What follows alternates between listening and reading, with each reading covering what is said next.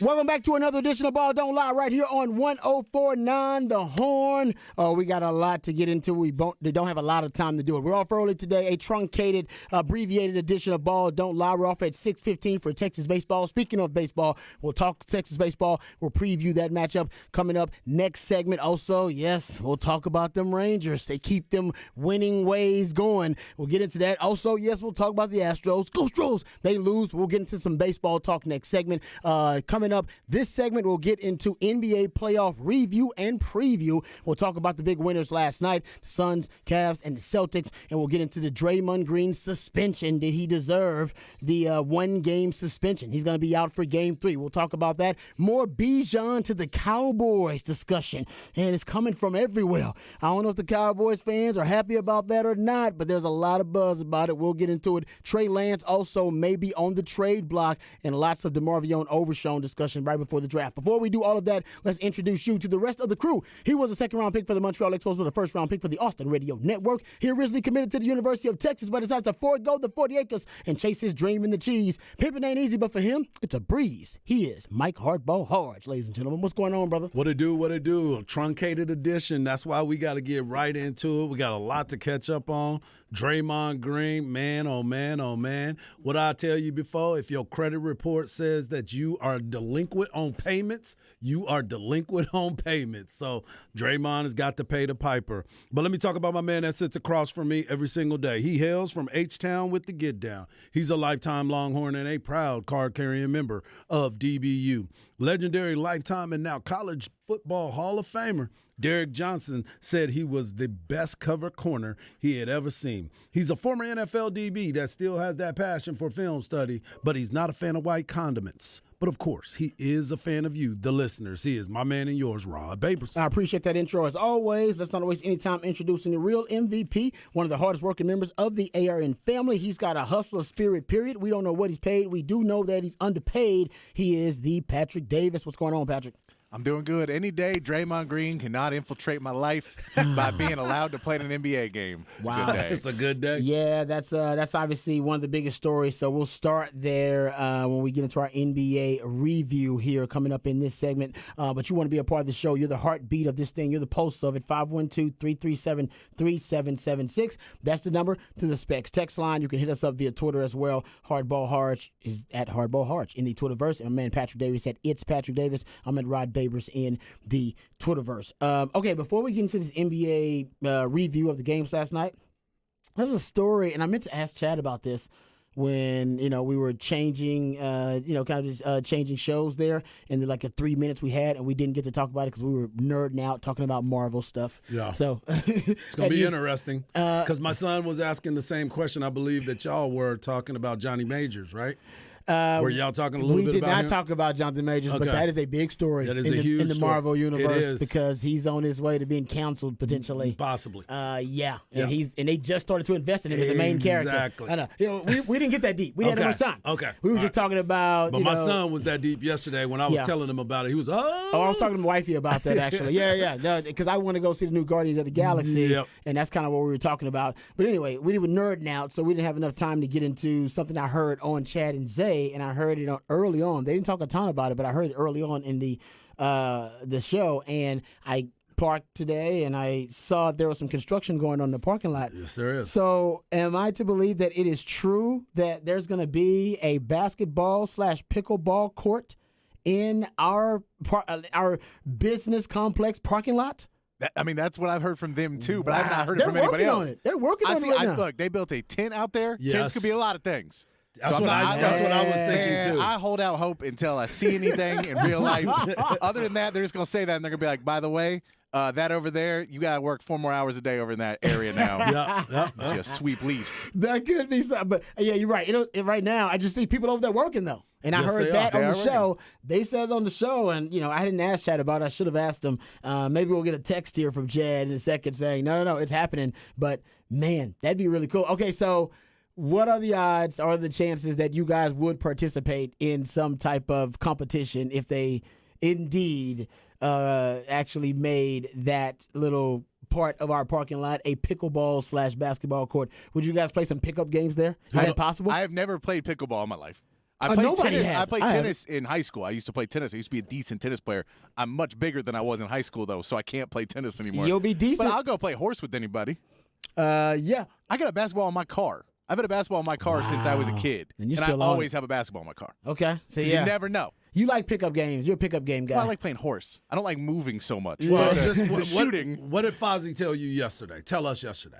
This dude, Mr. Captain America, Captain America. is in great shape. Works out all the time. Got a fitness camp that he runs. Boom, boom, burn. And then he told us, man, I was outside and I twisted my ankle playing with my kids. Can't do it like that. Can't do it like that no more. So you're saying you're saying no, you will not be Yeah. out there competing yeah, in the pickleball / basketball court. Well, Not it's pickleball or basketball. Well, it's the- At least Patrick's saying he may play basketball. Well, not basketball, horse. Yeah. He's gonna play horse. I'm always in for horse. He's committing to horse. I'm That's what he's always committing in- to. I'm You're always not in for committing him. for just like simple game of 21. Not committing to that. Like, I move too much. Like, that's how I'm going to get hurt. We gotta scratch. We Se- gotta second of definitely all, scratch out. Rod, we got to sit in a small enclosed room for 4 hours. I agree. And if I'm going to do that while the sun is still out, then that means these rooms are going to smell real bad real quick. Oh yeah, no. You definitely got. I'm not talking about right before the show or anything. Yeah, you Yeah. got to go home and shower. Yeah, Yeah. that's just that would be offensive to Yeah. your coworkers. Yeah. So I'm not saying that, but yeah, but I'm just saying, you know, maybe earlier in the day you can go home, whatever. Maybe that's your workout for the day. I know Yeah. you. Yeah, so maybe I don't know. I think we should have potentially a horse tournament. Like a horse show tournament, if it is indeed a basketball / pickleball court, or a horse tournament, because you're right, I don't want to hurt. I don't want anybody getting hurt No. on company dime, and then you got to start worried about how to pay for that and all that kind of stuff. So we No, ain't you don't want to see me, Harge, and Zay trying to body up each other in 21 either. Yeah, Like, I'm not that is playing gonna- that. there's gonna be a I'm not fight out playing there. that. Yeah, so I guess horse is probably the safest bet. We can play pickleball though. Yeah, I can definitely play pickleball. Good hand-eye coordination, moving from side to no, side. I You know got a this. teammates. I would say no. See, this is now you're saying you don't play pickleball. You have, and all of us, by the way, I'm not just saying you have a better chance of injuring yourself. You have a higher rate of injury, in my opinion, or a chance of injury playing pickleball than you would do playing basketball. Yeah, Because 'cause- basketball, you know the movements. You gotta know how you're gonna move it. Pickleball is foreign to you, so you're gonna be trying to compete, and you'll be like, "Oh, I know," and you're gonna hurt your back and pull some muscle because you're doing some, there's some move, Yeah. there's some tech action that you're not used to. In basketball, you kind of know how you're going to play. Everybody's got their style of basketball they play. Yeah. Everybody's got their style at this point, especially when you're old. You know what I mean? Back it down, hook shot. Gotta get back it down, Back it hook down. shot. Everybody know what it is. You know what I mean? Hey, I ain't hustling for that one. No, Hey, boom. go ahead. That's all you. Some people just taking shots. They like Yeah. they just like the Rockets of old. They just taking threes all day. Just boom. So like Yeah. get a rebound, take a three. And whatever it is, everybody's got their style. So you're not gonna hurt yourself. Pickleball, you would hurt yourself. No doubt. I would too. Because I'd be trying to 'Cause compete. you're trying to And- move laterally. And there'd be some move that I don't Yeah. anticipate. Not I'd my pull favorite something. movement. No. Not my favorite movement. And that's the thing that hurts you when you get old. It's the unanticipated movements. You Bruh. can actually do some things that you anticipate, just not as good as you used to. I almost pulled my hamstring trying to go onto the basketball court this weekend. Exactly. That was an explosive What they do? move. They crossed you over. What happened? No, I was trying to get out there to break something up. You know what He I'm was saying? just I was trying to like- get onto I the was court. I was like, man, hold Just up. trying I'm to not get on the court. because I didn't stretch prior to that. Oh yeah, you got to stretch, man. So I didn't know. Yeah. But my man John Brown, father of Equanimous and Equanimous. Amara, Yeah. Say Brown, he said, did you ever see a cheetah stretch before he was going to get his prey to chase an antelope? I was like, nah. He said, then you don't need to stretch. That's Stretching is actually overrated. not true. Dogs stretch all the time. Animals Yeah. stretch When all they the wake time. up. They When they wake up and they move stretch around. all the time. They stretch before, out. before they go for a walk and stuff. The Yeah. dogs stretch, and I want to say if you watch an animal long enough, animals, well at least some maybe big cats, I bet they stretch because Yeah. dogs stretch a lot. Yeah. Dogs are always Well, like, let me I'm stretch going it out. Let me get John that. Brown ain't steered me wrong yet. Yeah. Anytime I've Just seen one saying. of those when animals attack, I never saw them stretch I will prior say to that. you don't hear you don't see like I guess the cheetahs maybe the ones that do pull a hamstring Yeah. they die so that's why you don't see animal limping around. Oh, you limping? Oh, you good? dead? All right, we're gonna You gonna dead. eat you. We gonna You eat limping you. in you limping out there But, in. Hard, you ain't a cheetah either. Well, I was. He was. I You was ain't a cheetah. anymore. No, I'm more like a house cat. I'm like just gonna sit on the porch and just I ain't even gonna give you that one. Yeah. You doing the stretches to go eat. Yeah, That's now you got to do a stretch exactly to go eat. No, you do need to stretch, man. You See, need- guys, the second time I played pickleball, I tore my Achilles tendon. There you go. Don't do it. Don't do it. Wasn't planning on it. See? Exactly. No, I'm telling I mean, you. that's good. We could take pictures and say No. we was there. Yeah. We can go out I there. played slosh ball. Yeah. This is about pre-COVID. And I don't know if you heard of slosh ball. It basically, there's a big beach ball. It's basically kickball with a beach ball. Yeah. And and it's basically, and in between the bases is a slip and slide. And, your boy damn near ripped my hamstring from the Ruben to the tubing. Try to be cool. Trying out to be there. cool. I tried to hit, and I tried to basically kind of like round, because you can run around or you can just slip and yeah. slide through the bases. You both tried to run around, but it was still kind of slippery.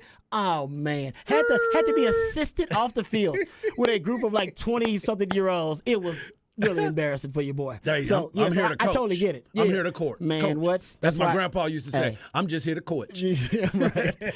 All right, let's get into the NBA here. So hopefully it is a basketball court, because we'll do a horse tournament. I think I'm the in horse with that. tournament I'm in is for that. ideal. All right, I'm in with nobody that. getting hurt playing horse. Actually, Bucky might get hurt playing horse, but He's gonna do granny shots, so he'll be all right. hey, those are tough. I know they are. Those granny shots are tough in That's horse, when man. they try to make you Dude. leave one more time. Yeah, that granny shot is not as easy as you think in horse. All right, Draymond Green probably could make some granny shots if he tried, but he won't have the opportunity in Game 3, gentlemen. He has been suspended for Game 3 because of his antics in Game 2, stomping on the chest of Domantas Sabonis. And by the way, just a update on that, they do say that Domantas Sabonis has a chest contusion. Yep. He's questionable for Game 3, yeah. Yeah, so I think that's what were y'all saying yesterday? Sometimes you got to carry out the stick. You got to play it all the way. You got to commit to the bit. Yeah, commit to the bit. Yeah, the fact those two stories came out within 10 minutes of each other was somewhat interesting. Yeah, no, exactly. Did it play a part in the decision by the NBA and by Joe Dumars to suspend Draymond Green? We'll never know, but I'm kind of with you. It does seem very suspicious that they came out around the same time. Anyway, here's a statement from the NBA Communications. They said Golden State Warriors forward Draymond Green has been suspended 1 game without pay for stepping on the chest of Sacramento center Domantas Sabonis. It was announced today by Joe Dumars, Executive Vice President, Head of Basketball Operations. The suspension was based in part on Green's history of unsportsmanlike acts. Green's actions were in response to Sabonis grabbing and holding Green's right ankle after falling to the floor. Green received a flagrant foul too and was ejected, and Sabonis was assessed a technical foul. The incident occurred with 7:03 remaining in the fourth quarter in the 114-106 loss to the Kings. Green will serve his suspension April 20th when the Warriors host the Kings for Game 3 of the series. So there you go. It goes back to your point, Harge, about the history. Yeah, You got your credit score pretty much. Yeah. When you start looking at it and saying, okay, you have kicked Steven Adams twice in the man parts. In the jump. You have almost sliced off Austin Rivers' shoulder when you kicked him. The videos that I sent y'all today, you asked for a montage, they gave you a montage. Internet, thank you, Internet. I knew it was coming. I knew that was coming. They gave you a montage. Yes. So his credit report was not in the best. He got to go get credit repair. That's what it was. And he did nothing to do that. When you're sitting there also screaming at the fans to keep getting louder, to keep getting crazier, to keep, you're inciting them to go out of character. And you're trying to stay in that character so much, you have failed the system because it's already a rowdy place. You already are a villain.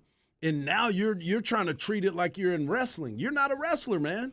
You're not a wrestler. You are somebody that is there on the court that is a vital part to your team's success. And the failures that you have given them, and the reason why you guys have failed here recently, is because you have been the part of the problem. Mm-hmm.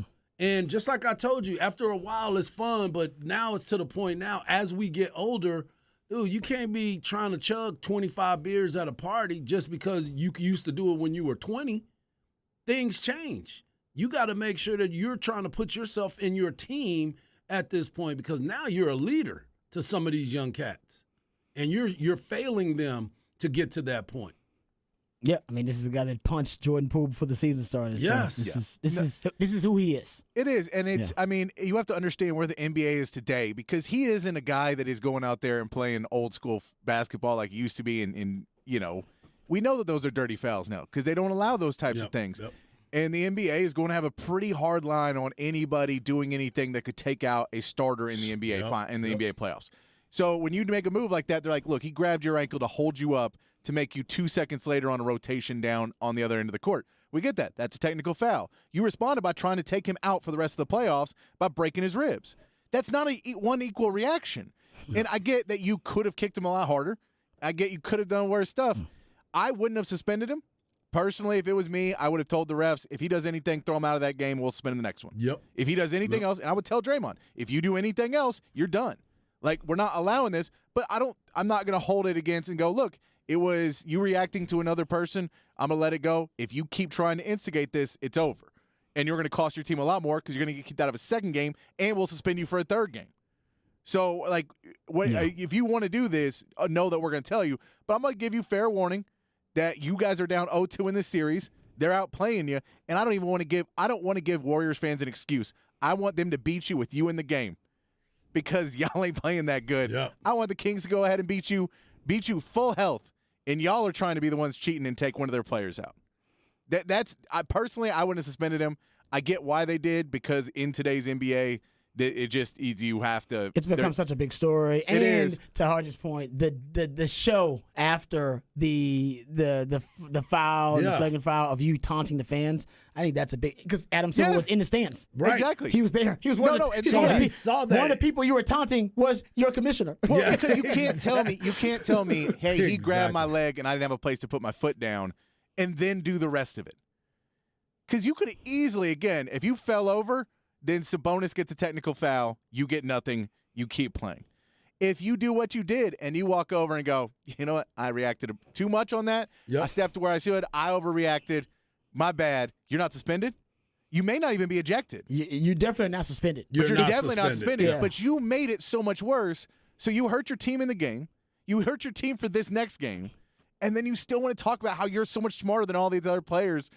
It's like you're not the victim, Draymond. Not if anymore. you keep doing these types of things, you can't claim that you're the victim because the league's got it out for you. You are continuing to do that. Like, if you get 3 DUIs and get pulled over for a fourth, and you're like, man, they're watching for me driving. Of course they are. They know you got a problem. Agree. You have to change what you do, and he doesn't want to do that. I get you can go, well, Malik Monk, and I looked at Malik Monk one that he did too, and it wasn't that bad. It was something where you could say, oh, yeah, he was kind of there. But it's also, there is something to be said of a guy's on the ground. He's also trying to protect himself because you're Draymond Green.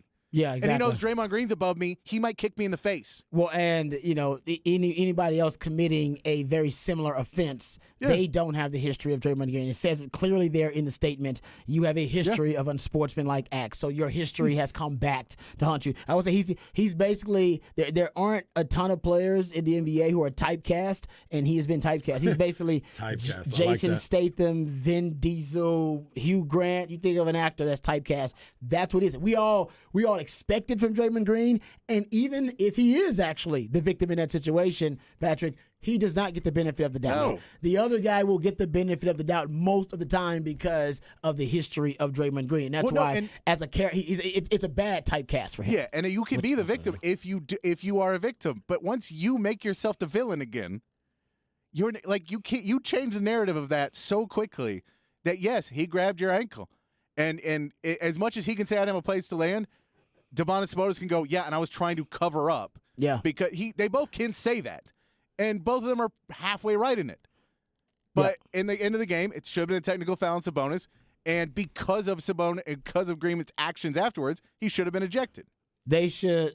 If I'm with you, I agree with you, Patrick. I wouldn't have suspended him for Game 3. I wouldn't have. Because first of all, yes, you are in the business, Adam Silver, in the business of regulating the conduct all right, on the court. That's part of your job, and you want to make sure that guys are abiding by the rules and regulations, Yep. and you want to make sure they're being respectful to the game and all that kind of stuff. I get it. But, man, you also are in the entertainment business. Well, but that's the thing. I'm with Badge. I think I give warnings all around, but I let them play because, man, it would have been a ratings monster. And Draymond Green would have been, I think on his best behavior, but I do think he would have been on thin ice, potentially. So the refs would have been watching him very, very closely. And I think the fact that Sabonis, they said, oh, no, he's actually hurt from this, played into the decision. Because they go, well, if and you're the press if you're, conference and the post game press conference too. He was not contrite. He did not seem like that he had any remorse at all. So I think there were three things. The latest is the Sabonis actual injury. All right, but that came out within 10 minutes. Then I say that's the latest, but the first one was the WWE style, basically showboating session that he had to taunt the fans, including Adam Silver, who was in the stands, and then the post game. We played the post game audio. Yeah. He was not remorseful at all. He was like, no, man, I did what I did. And it was, like I said, it was laughable, but I guarantee you Adam Silver heard that. I don't think Steve Kerr thinks it's very laughable. No.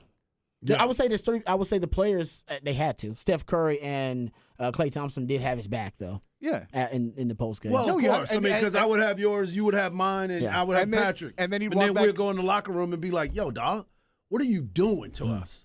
I'm gonna be here for you, but you can't keep putting us in this position because we're not spry chickens anymore. We are fading fast, and this may have been our last opportunity. Yes, we just got it last year, but we're about to make a first-round exit after being the champion. They smell blood. Yes. Sacramento smells blood. You better. This is the time. But Kick this them is while also, they're down. You got to say, kick them. when you say this is entertainment, I like it. When we say this is entertainment, this is like the fact that John Morant may be missing a Lakers series when they're trying to make him one of the next stars, and they had to do the whole publicity thing of sending him into a rehab counseling situation because they're trying to make him a face of the NBA, and he's hurt, and off of nothing but just aggressive play. Then they're going to go, man, we can't have any of these plays taking star players out of games because we need them all on the court. People already hate us for load management. Yeah. And now if they're taking injuries and they're not feeling it, people don't care anymore. They think no NBA player's ever hurt anymore. Giannis is hurt dealing with an injury. Yeah. So they're really trying to get away from. So I think the fact that we saw those news stories come out within 10 minutes of each other, that they were like, Sabonis may miss the game. They're like, man, we can't have people be missing games anymore. Not this time of year. Not in the playoffs. And you're playing a big series against the defending champs, and we got John Morant going up against LeBron James. We're trying to pass the torch over, and now he ain't going to be in this game. And we got Giannis, who's one of the most recognizable faces in the NBA today, and he's not even playing. Like, all of these, this is not helping our cause because when we put on the marquee is Dylan Brooks versus LeBron, nobody's tuning in. Desmond Bain. With the new shoes, they just not. It's not the same. No, I agree. The NBA is one of their big issues because every corporation, hell, everybody's got issues, right? Everybody's got skeletons in the closet. Yep. The Supreme Court basically says that corporations are people, so they got skeletons in the closet just like us. And the skeletons in the closet for Major League Baseball were steroids and really kind of that. Their big issues, kind of the pace of play and all that, which actually I think they figured out. They've solved it all.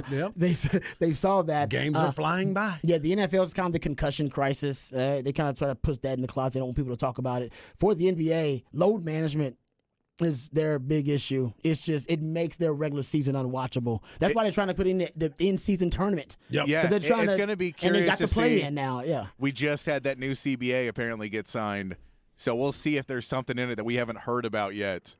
That they're trying to get more of that and trying to figure out a way to get less load management. But apparently they've already agreed to a lot of it. So that's what I'm saying. Like that's their big issue right now because at first it was a small thing, but it crept up on us out of nowhere. Now it is actually something that is systemic within the league.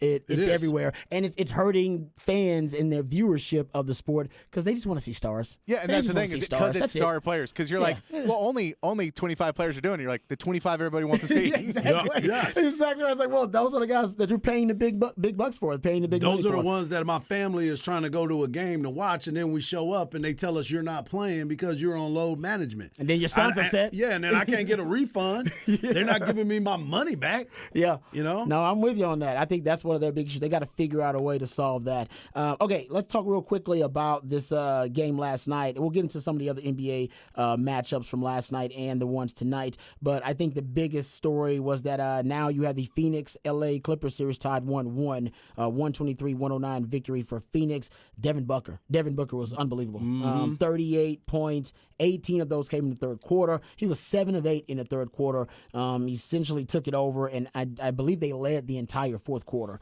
So they took command of the game. And KD was great. I mean, KD was great too, but they didn't need KD to be they didn't need him to be the elite scorer because Devin Booker took care of that with 38 points. KD still had 25. He had 6 rebounds, 5 assists, 1 steal, 2 blocks, and give it up for CP3 got his first win in 14 playoff games with Scott Foster as the lead official, as one of the officials, I should say. Well, and the other part about it was KD didn't even shoot the ball well from 3. He was 0 of 4 from 3-point land and was still being efficient with the way that he was playing because it was plus-minus was plus 10.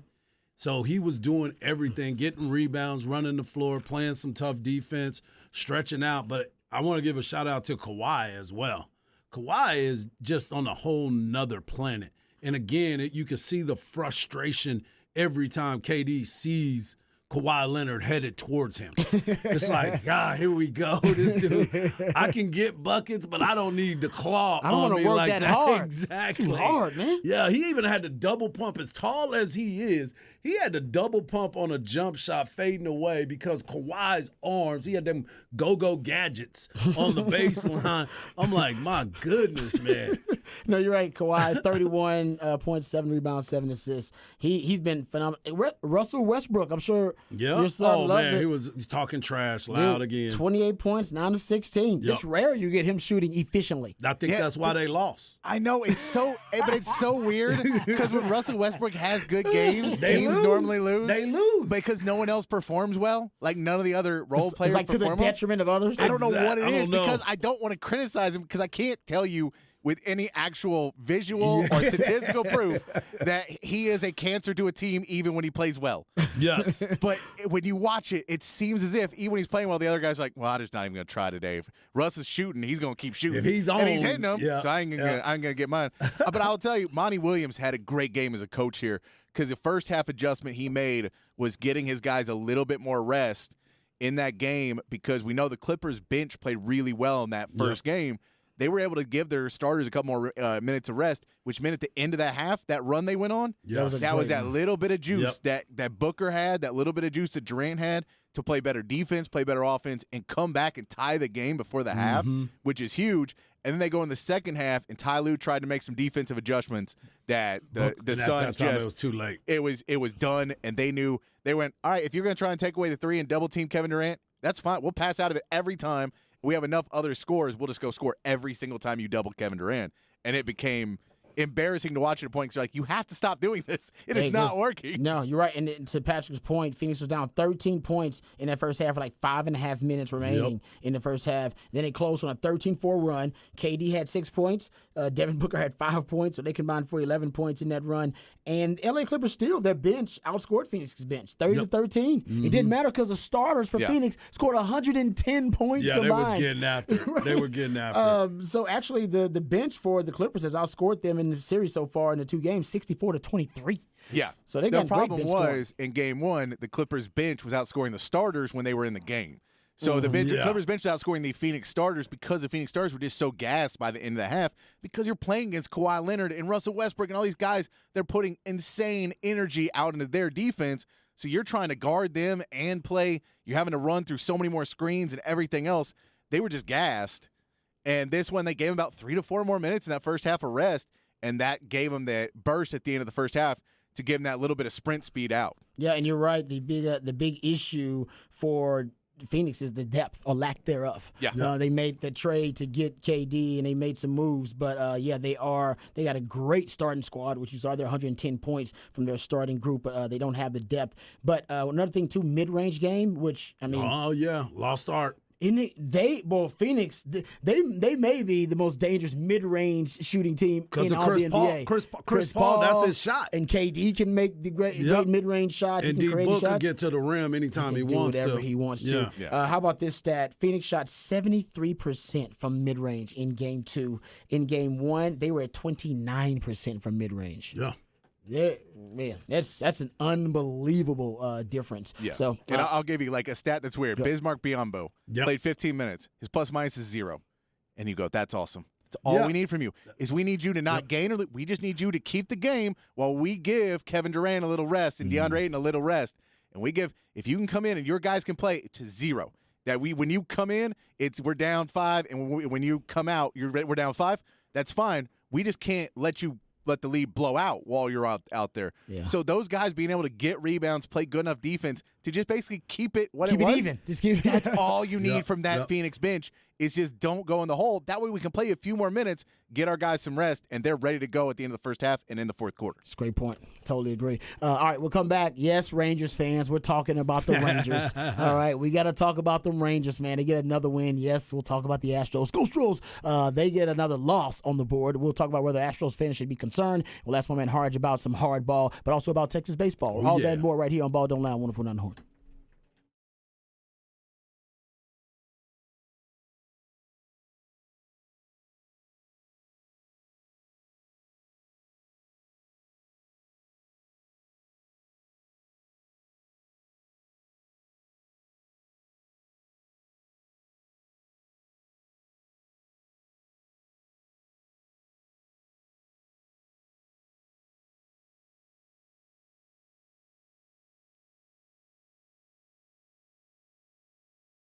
Hey, what's up, folks? Lifetime Longhorn Rod Babers here. Let me tell you about my friends over at Iron Workers Local Union 482 because they've been helping shape this great city since 1935. We know Austin is a beautiful city. It is a magnificent city, and partly because our good friends over at Iron Workers Local Union 482, you see the labors of their love all over this great city in iconic landmarks like DKR Stadium and the Pennybacker Bridge. And as the city continues to grow and thrive, so does Iron Workers Local Union 482. The Iron Workers Local Union 482 don't go to the office, they build it. So if you're looking for an exciting new career and you're frustrated with your work choices and you want to change in your career, something new, something fresh, you can become a member of Iron Workers Local 482 and accept the challenge of becoming the best version of yourself while helping shape Austin's economic development. Right now, they're hiring over 3,000 people. You heard me right, over 3,000 people right now for a number of different jobs for a huge project here in Central Texas. So you can become a member of Iron Workers Local 482 and take pride in the type of teamwork and craftsmanship that helps shape the future of this great city. So maximize your potential and be your best self today by applying at ironworkers482.org. That's ironworkers482.org.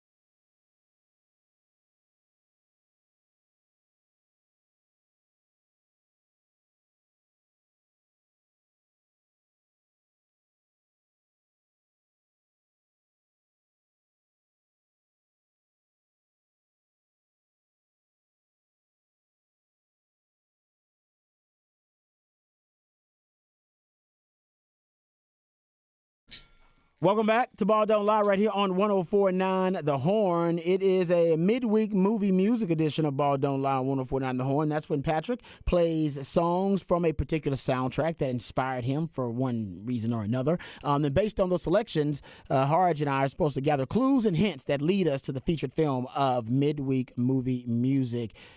We got some blues here. That's all I got. That's all I got. I'm trying to. Who is this?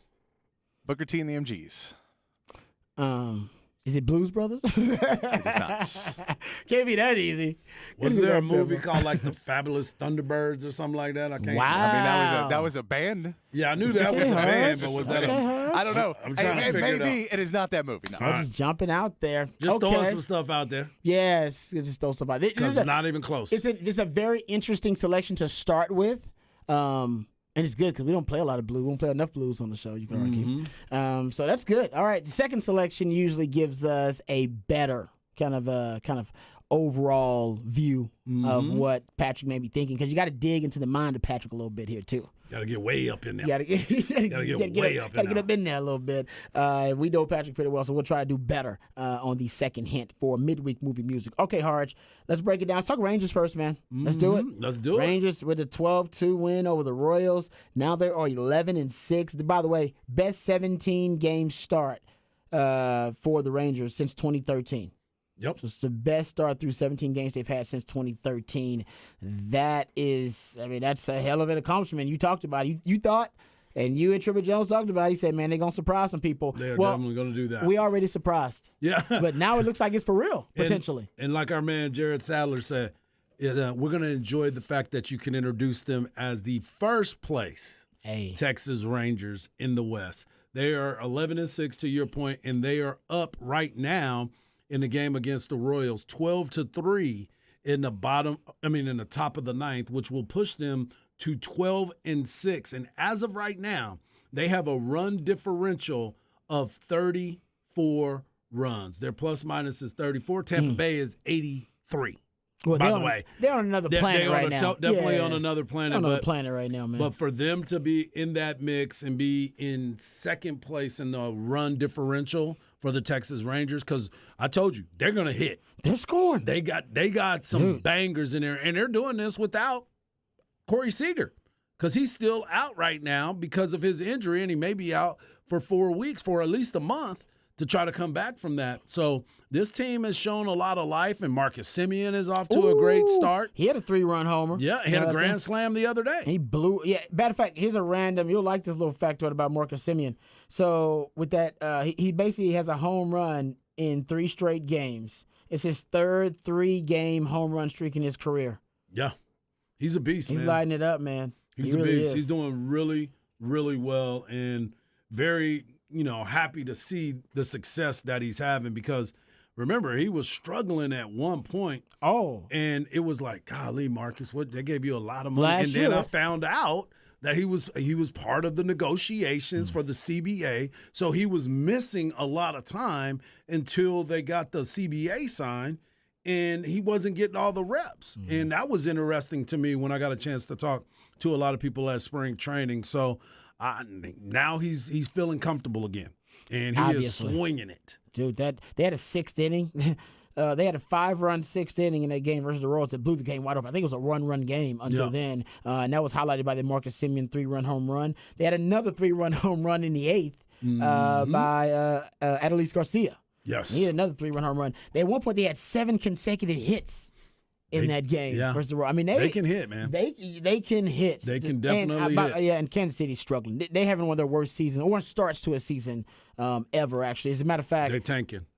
is that what it is? No, I don't know. I thought you knew. I was like, it's too early to be and that tanking makes right sense. now. Well, I was going to say that makes sense because this is the second worst start in franchise history for them. Yeah. So it's really some struggling times for the Kansas City Royals. But either way, Rangers taking care of business, man. It looks like they are legit. They're coming off of that series win over the Astros. Go Astros. Yep. And the Astros with another loss. Another one, Harge. Another one, and that's the other part of this too, where you want to be happy for what you're seeing from the Rangers, rightfully so. They've done everything that they needed to do to get in this position, but you're starting to look at the Rangers and wondering. I mean, not the Rangers, but the Astros, and wondering what's it going to take. We talked about Altuve not being there, so that's going to be a part of it. You don't have that leadership in the locker room and on the mound. With a Justin Verlander who can help get guys lined up. So you're still working through that. Bregman is notoriously slow starter, Right and now he's he is. continuing to keep that trend. I know Patrick was talking about it earlier in the season. You don't know what the loss of Gurriel is either. I love what Abreu's doing. He's doing a great job over there at first base. He's smooth over there. But, you know, that camaraderie, they don't look as live as they once were. They do not. They don't look like they're having as much fun as they did the years before. So that's something to pay attention to as well. No, I'm with you. I'm not obviously an Astros fan. You go back the last 4 years, they've had slow starts. It's kind of the way they start, and they're still dealing with 7 of 9 since what, 2019? It was 2019. Yeah. They would go 7-9, 7-9, Exactly. and It's a really then long, they take off. Yeah, it's a really long season. But I mean, It is. I think that Dusty is at some point going to have to try and light the fire. I don't know. I mean, but you still got plenty of time. There's no panic in it. But at some point, you're going to have to light the fire because I think there is somewhat, too, of the feeling of this team of, well, when we get Altuve back and we get Brantley and we get all these, then we'll be playing better. And so not as much fire in them that they need to go, hey, man, you get these other teams are playing good. We're in too tough of a division to give them a 20-game head start. Yeah. We gotta get back in this because it's gonna be annoying if we're playing for a wild card. Because we haven't been a wild card team in a while, man. Maybe we should try and start trying a little bit harder at practice and getting those pregame rituals back up to where they need to be. I know it sucks. I know it's painful and it hurts. And you know, because you've been on this grind of playing long into the postseason every single year. But that's why you're winning. Yeah. So you have to go back and do those little things where if it's coming to the stadium an hour, 2 hours earlier than you normally do a couple times to get you back in that swing, get back into that right mentality before the game. Yeah. Well, Chas McCormick just got put on the 10-day IL with back tightness. That's good. So they called up Rylan Bannon, third baseman from AAA. He will be in the lineup today. So we'll see what happens as the Astros try to find that switch to turn on here shortly. And really, too, they got to figure out this bullpen. This bullpen sure. is really good. We know what they can do, but they have not looked great this season. Yeah. Yeah, still a long season to go. Oh, yeah. The Astros right now. The thing about the Astros, their slow starts. The reason it's weird because every year their slow start is for different reasons. Mm-hmm. For different reasons for the slow start. This year it's a different reason than it was last year and the year before that, which should give you confidence that they'll figure out the problem. Right. That they'll troubleshoot enough and they'll figure out what the issues are. Tell us about Texas baseball. Got a game tonight. We're off early, as a matter of fact, at 6:15. Texas baseball taking on Abilene Christian tonight at 6:30. Abilene Christian is out of the Western Athletic Conference. The a lot WAC. of us like to call it the WAC. Yeah, man. They're 24-11, 9-6 in the conference. They're reeling a little bit. Some of the teams that Texas would end up playing, TCU, they lost to TCU 7-0 earlier this year, and they also lost to Sam Houston, which Texas has beaten as well. So, and they lost to TCU twice. They lost to them twice. They played them those midweek games where it's very convenient for each other to get some reps in. And so now they're coming here. They're coming off of 2 games that they lost to Grand Canyon. Grand Canyon is a really good baseball team, but Texas needs to go out there and handle its business. What's his name? Minchie is pitching tonight. He had a great outing against Texas State last week. Now he's getting another opportunity to be the midweek starter, and this time it'll be at home because last time he pitched on the road. So we'll see what he's going to be able to do. The first pitch is at 6:30. You can hear the pregame right here at 6:15 with my man Craig Way, and I believe Ty Harrington is with him. Nice. But the weather right here, you got to try to hopefully it just kind of holds off. I think It's it'll been be misting okay. all day. I would say, it's been on and off all day. You'll feel some little drizzle, but I haven't seen any. Well, at least knock on wood. Yeah, I was going to say. Down I've been driving south. around already, and it hadn't been that exactly. bad. So you've been Yeah. driving around town, and Yeah, I've been down south, and we haven't had anything. It just looks like it wants to rain. Right. It Very looks much like so. it wants to rain. It looks like it's very threatening. And I've noticed the weather guests. And by the way, I love the meteorologists in our lovely Austin, Texas. They're fantastic at their job. They're great. But I've noticed because of this type of stuff, they've been a little off lately. So. Well, I mean, it depends on the area. I found this out. If they say there's a 30% chance, that doesn't necessarily mean your area. I know. So I'm learning that a little bit now. And I've heard different things about that too, about the percentage and what the percentage means.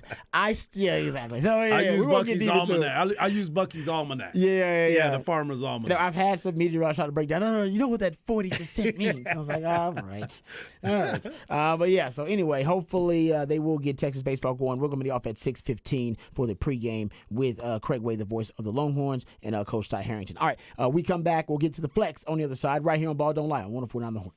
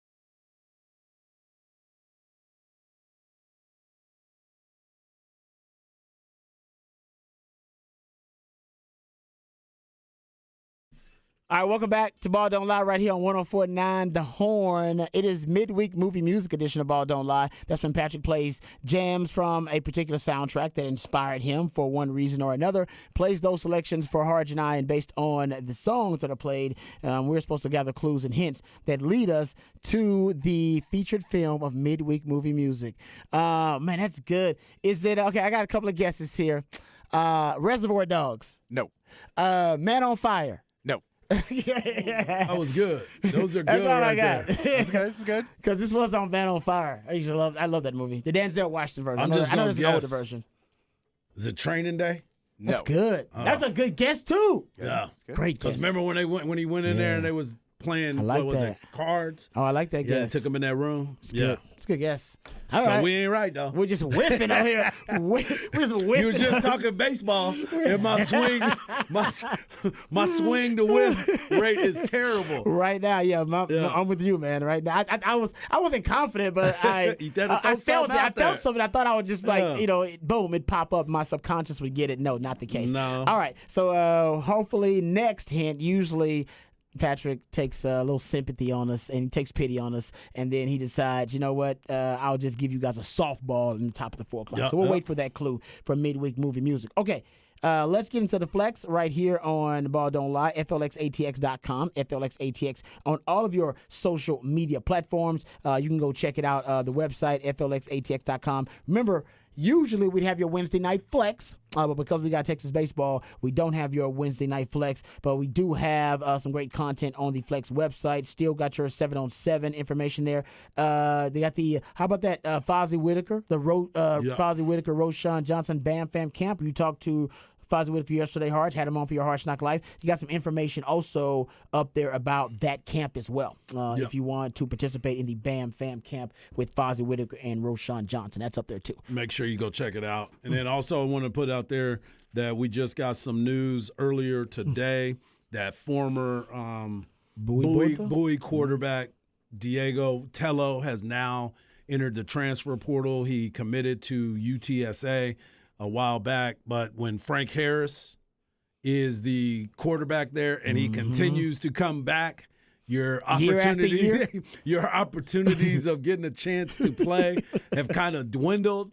So I wish Diego Tello a lot of luck, and hopefully he can find a place for him to play. He will have 4 years of eligibility. Yeah, I was going to say, so he's he'll in get a COVID. yeah. He's in the COVID years, He was right? in those COVID years, so he'll get a chance to play for sure. But good luck to him. But he is transferring out of UTSA. Yeah, I mean, we know that Coach Traylor's, he's bringing in talent. He's trying to upgrade that roster constantly because UTSA, the brand, continues to grow because he's doing a really good job. Absolutely. Hell, man, they were in that game with Texas until, Oh, yeah. what are we talking about? What's that, like Wasn't that late third quarter? Basically to that Jadae Barron pick. Yep, that's That's exactly what blew the happened. game wide open. Yep. Other than that, it was like, a one-score game kind of stuff to that Jadae Barron pick blew the game wide open. And that's when you realize that Frank Harris was real.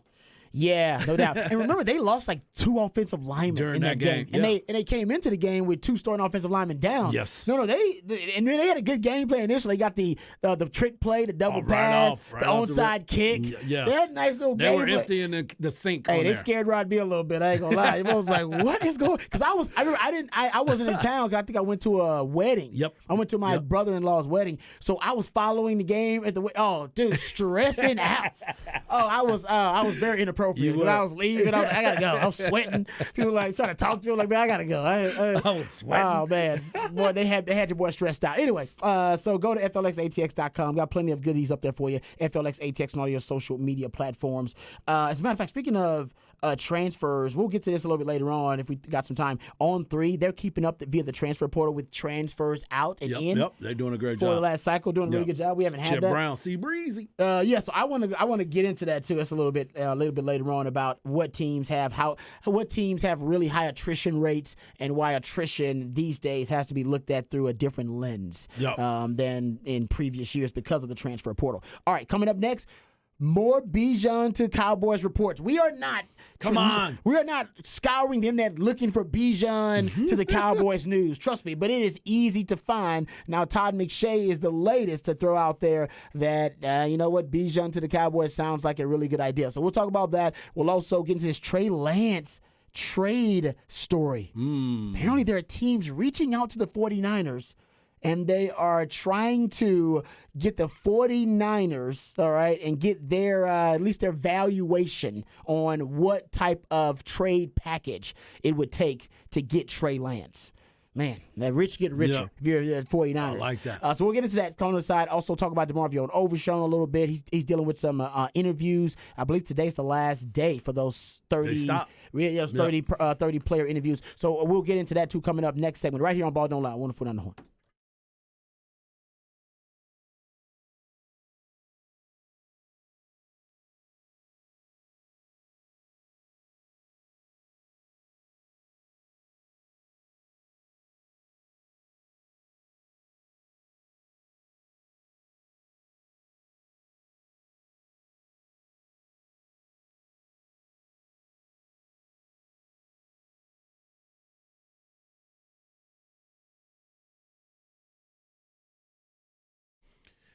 I want to talk to you about my friends over at Quick Roofing. Listen up. I know that the weather has changed. It's pretty much it. You never know what's going to happen here in the state of Texas, let alone Austin, Texas.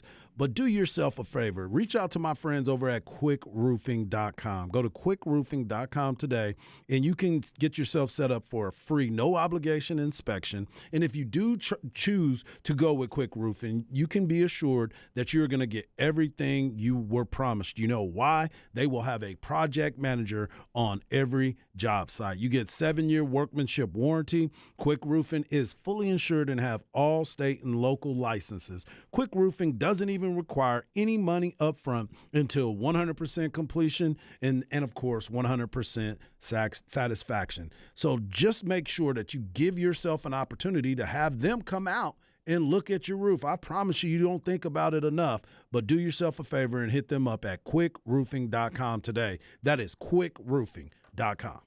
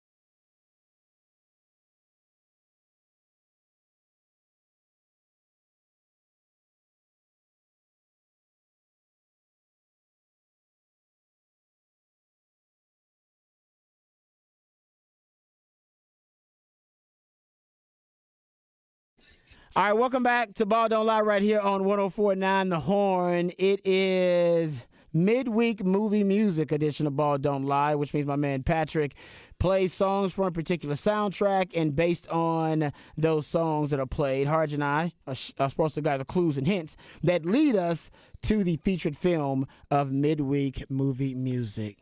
Wow. I really don't think I have any idea. The text line got it from this. I'm going to throw out random ones. I'm going to go The From Doors. Oh, No, not that's the a good Doors. one. This honestly enough, the guy who's singing this is Kenny Rogers. Man. This can't be Six Pack. No. Oh, okay. Let's see. The Big Lebowski. There you go. Oh! There you go. That was on the list. I was like, no, tomorrow's 420, so I thought let's go with the Stoner movie. Nice. All right. It looked like Yeah. a couple people got it. I just, when I started thinking about movies I kind of heard this song in. That's why I threw out The Doors. I want to say in the door, that movie, The Doors, like this song is somewhere randomly in it too. The one with Val Kilmer in there. Yeah, it might be in there. I can say it's in a lot of movies. Actually, I'm sure of it because Yeah. this song is old and This very is, recognizable. this is early Kenny Rogers. That's amazing. This is when he was in the first edition, was a band he was in, So- and then before he went solo. So you're telling me Kenny Rogers has a lot more range as an artist than we give him credit for? you think he's just a gambler? No. No, because I This man never- has had some trips. I never knew this was Kenny Rogers at all. That's Yeah. I started thinking hippie stuff, like Yeah. trippy hippie stuff. This is when the dude gets drugged. Yes. Oh, Big Lebowski. Well done. Well That was done. good. Great film. Big time fan of the Big Lebowski. And yes, tomorrow being 420, Yep. a unofficial national holiday in America. Probably will be. Are we working? Yeah. No, you can work. You just gotta in a certain mindset. Work at your own pace. With an altered state of mind, potentially. All right, we'll get to some more of midweek movie music. Great job by Patrick, as always. Because that wasn't a softball, though. By the way, It was not a softball. do they but even have any softballs on it? not really, because Yeah. they're all kind of. If you remember the scene, they are. Yeah. But that one was, you're like, look, I want to put you in the right frame of mind of what movie this is. Good point. No, it did. It did do that because after the first one, and you gave me a little time to think about it, I was like, oh, I do know another movie that this song was in. Yeah. There you go. Well done. Good job. Okay, let's get to some draft day discussion here. Specs text line wide open, by the way. Specs text line always ahead of us. So a lot of them got the Big Lebowski. We appreciate you guys. 512-337-3776. Let's get to some draft day discussion. Let's start with Bijan Robinson. He is considered by a lot of people, not just us here in the burnt orange bubble, to be the wild card of this draft. He could end up going. I've seen him mocked to at least 6 different teams. I'm talking about the Todd McShays and the Mel Kipers and the Matt Everybody. Millers and Daniel Jeremiah's. I'm talking about by the top draft minds and draft analysts in this business. They've all mocked him different places. And I think latest, Patrick said Atlanta seems to be one that's gaining a lot of steam lately. But we've seen the Cowboys. We've seen the Eagles. See, the Bills been one of those teams that's thrown out there. I want to say I've even seen the Chargers by Chargers one are team that was definitely thrown one of out the there. teams as Just- well. and by the way, he works with any of those teams. Absolutely. He works with any of them. He works with any team. He works with any team. He Yes. does. He works with any team. Whoever drafts him, winning. So yes, amen. To quote Charlie Sheen. Yeah, exactly. Winning. Winning. No, but to piggyback on that, Todd McShay was on with Dan Patrick, I believe it was, and it's a lengthy cut. But then, because first of all, Todd McShay gives his take on Bijan, which is kind of trending toward to being a top 10 pick for a lot of folks out there. Remember, we just read to you yesterday Peter King's column, Football Morning America. He's got Finally got on the board. He finally got on the Bijan bandwagon and said Philadelphia Eagles at 10, do it. Yeah. He said it would basically make the most unstoppable offense in the NFL is what he said. So he wants them to do it at 10. Cowboys fans, I know y'all don't want that. So No. listen to Dan Patrick give a little nugget from one of his sources about Bijan. And then Todd McShay is going to make Cowboys fans want to take their shirts off, Mark Henry. Instead, I would say take something else off. But Mark Henry warned me down at Beaver Boulevard that I should be a little bit more careful Yeah, about what you say. of my words. So taking your shirt off is a lot more PG-13 than taking other things off. So Cowboys fans, when you hear what Todd McShay says, you're going to want to take your shirt off. Here is Dan Patrick with Todd McShay on earlier this week. I have a friend who's a scout who's been a great resource, and I always say to him, give me somebody that we should be keeping an eye on. And he's been pretty good at giving me that guy in the first round. But I said, what do you think about Bijan Robinson at Texas? He said, I would love to see him as a Deebo Samuel type of player where I can use that running back, that talent, but also I can keep him in the system and not overuse him as a running back and maybe have this hybrid here. So I don't know if it feels like we're gun shy with running backs, but his grade on Bijan Robinson is through the roof. He said, I love the kid. He's got great hands. I would love to see him as a Christian McCaffrey type. And McCaffrey could probably play, a slot receiver, but I wonder your thoughts on Robinson and the running back position. Bijan can play slot receiver. And if you studied his tape at all, and I've got clip after clip of him in the slot, not running like, underneath routes, but getting down the seam, catching in traffic, catching the ball over his head, contested situations. He can do all that. When I talked to Coach Sarkisian before the TCU game this year, he said, listen, we're trying to limit his touches. We're not trying to wear him out. But the catches he makes in practice, like you'd be shocked. Like, I know there's good game tape, but the things we see in practice are out of control. So I could see him in more of a hybrid role. But I'll say this, I've got him as the number 2 ranked player in this class behind Bryce Young. I haven't talked to a team, and I'm talking probably close to a dozen teams that have him outside the top 5. Everyone has him in the top 5 in terms of their grades. Now, where does he fall? That's the fascinating part. I mean, Philadelphia doesn't take a running back in the top 10. They love taking offensive and defensive linemen, but that's the first spot where you can look and say, that might make some sense. I think he's just as talented, maybe a little bit more unique than Saquon Barkley, and Saquon was the number 2 overall pick. But you see the beating and the injuries that Saquon had, and you just wonder, is it worth it? So it may get down to like 18 to Detroit, 21 to the Chargers with Austin Eckler having issues there. Yeah. And I still hold this out. Dallas is obsessed with getting a running back that can be their guy, be a compliment to Tony Pollard like they had with Zeke when Zeke was, more closer to his prime. Mike McCarthy was dying for a big power back like that, wants to run the football. They want to be a run-based team, and they would love to bring the Texas star into Dallas and make him the star of their offense. So Dallas is sitting at 26. It wouldn't shock me if they made a splash, jumped up into the teens ahead of teams like Detroit and the Chargers and went and got Bijan maybe around like 14, 15, 16. Ooh-wee. You think he's going to be around that long with all this momentum that everybody has for him? Maybe not, because remember what I said initially. I said somebody's going to trade for Bijan. If they trade down or if they trade up, it's going to be a team trading for him. I think it's all up now. He's going to be coveted. I think it's all up now. It could be up, but it could be a team trading down. Like, you know what? We want Bijan. We don't want him this high. Maybe we can trade down, get a couple of more picks, and still get him in the top 12. A team that's drafting there. Maybe just a little bit early. Because now teams have him trending. I saw Todd McShay. He was on ESPN with Mel Kiper. They're doing basically a draft exercise where each of them is drafting. Right? So they do 2 rounds, and each of them is drafting a player each round. And Todd McShay, with the 10th overall pick, he picked Bijan. Yeah. To go to Philly.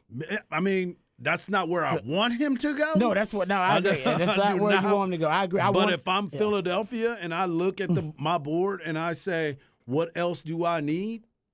He is what you need. I'm taking him. I don't care what the trade is going to be. I don't care what the moment's going to be. If he's at number 10 for me, I'm taking him. And Bijan, by the way, Stephen Jones was on 105 Through the Fan with the KNC Masterpiece in Dallas, and he was asked about Bijan because there's a lot of Bijan to the Cowboys talk. Mm-hmm. He said, quote, Bijan's just had a great career at Texas. I don't think I've seen a set of circumstances where he's not a first-round pick in almost any draft. So hats off to him. I'm sure when that first day is over, he's certainly going to have a team, and you never know because they asked him whether the Cowboys could be that team. I'll say this, too. I saw, and I'll give my man Jeff House some credit based on what Todd McShay just said. Because Todd McShay says basically, or at least the Dan Patrick report, and then Todd McShay kind of backed it up, was that he could basically play a slot receiver, if you will. almost an Alvin Kamara role or a Christian McCaffrey role. He can be that, like he's that dynamic as a receiver. Todd McShay said in practice, he just makes unbelievable catches in practice. Remember, Bijan Robinson, he took a bit of offense when Sark said that JT Sanders had the best hands on the team. Right. He talked about that with us. He's like, nah, man, actually, I got the best damn hands on the team. I think I have the best hands on this team. And I know I do. Yeah, exactly. I'll give my man Jeff Howe some credit. He talked about this on Longhorn Blitz when Bijan Robinson was first recruited to Texas. He said, honestly, I think he could play H, that H receiver role they had Devin Duvernay in, they recruited Jake Smith for, and they recruited Jay Witt for. He said he could play that role. He's that good of a receiver because he runs great routes, but also he's got really, really dependable hands. And now you're just seeing an NFL draft analyst, Todd McShay, say the same thing, and then basically Dan Patrick saying his source, which is an NFL executive and a scout, saying, oh yeah, I'd like to see him more in the role of not a traditional running back as a guy that's used progressively in the modern passing game. And I said yesterday, if you compare him to like a modern smartphone, that's what you want in a running back. You want a smart back. The difference between a smartphone and a cell phone is you got internet capabilities, you got app capabilities, you can go online on your smartphone. If you want to just call somebody and send a text, you could do that with a cell phone and do it relatively cheap. By the way, most providers out there, they don't even charge you for calling somebody or call you for a text. They charge you for data. Yep. Because data is what matters. And the same thing with running backs. What matters now if you're a running back, what is valued, because the position itself has been devalued, but what you value within the skill set of a running back is their smart capability, their ability to be weaponized in the passing game. Can they do that? We know they can run. That's your basic responsibility and requirement as a running back, to be a runner of the football, but can he run a route? Can he catch? Can I send him on a route beyond 5 yards of the line of scrimmage? Can he run a route vertically downfield? Everybody now who's watching a film of Bijan, and by the way, we could all argue that Sark, and love me some Sark, but sometimes Coach Steven, I should say, would underutilize Bijan in the passing game. Think of TCU, only zero goose egg targets in that TCU game. So to me, he's a smart back, and that's what you pay for. You pay for a smartphone. Nobody has a cell phone except for Jerry Jones. He's got a flip phone, but he only do that. Smart man. Yeah, because you can't hack a flip phone. There it is. Can't hack a flip phone. You can Had hack a a lawyer smartphone. tell me the first thing I'm going for is your phone. Yeah, you you know can hack- why? yeah, Because you can't get into a flip phone. Can't get in a flip phone. Nope. Yeah, the data everywhere. But anyway, that's besides the point of the analogy that I'm trying to make. Either way, there's a reason. That's what you pay for these days. That's what's valuable, is the data and the smart capability of your phone. He's a smart back, not just a running back. So just don't even call him that. Think of him as one of those next level backs. That's why he's the exception to the rule. He's the exception to the rule. Like I said, I compare him to my wife. I told my wife, I don't believe in marriage. I believe in you. So let's do this damn thing. I don't believe in drafting running backs in the first round. But with Bijan, I believe in him. Well, I'll do it. We've seen his stock, kind of this whole progression, go into a guy whose stock is raising a lot, which is you hear good things about him, and then you start to hear really good things, and then you start to get more intel, and more teams start going, and I think the competition is going to go. And for me right now, looking at it, I think a lot of it's going to play into how the quarterbacks go in that situation, to see when people start going, when these teams start wanting to trade out and go, well, there's not quarterbacks left. All four went. And so if the Texans take a quarterback, if Colts take a quarterback, if Seahawks take a quarterback. Yeah. So your top four are off the board in the first 5 picks. I think Bijan could go number 7. The Raiders could trade out at number 7 and basically go, the Falcons are taking him at 8. If you want him, come get him.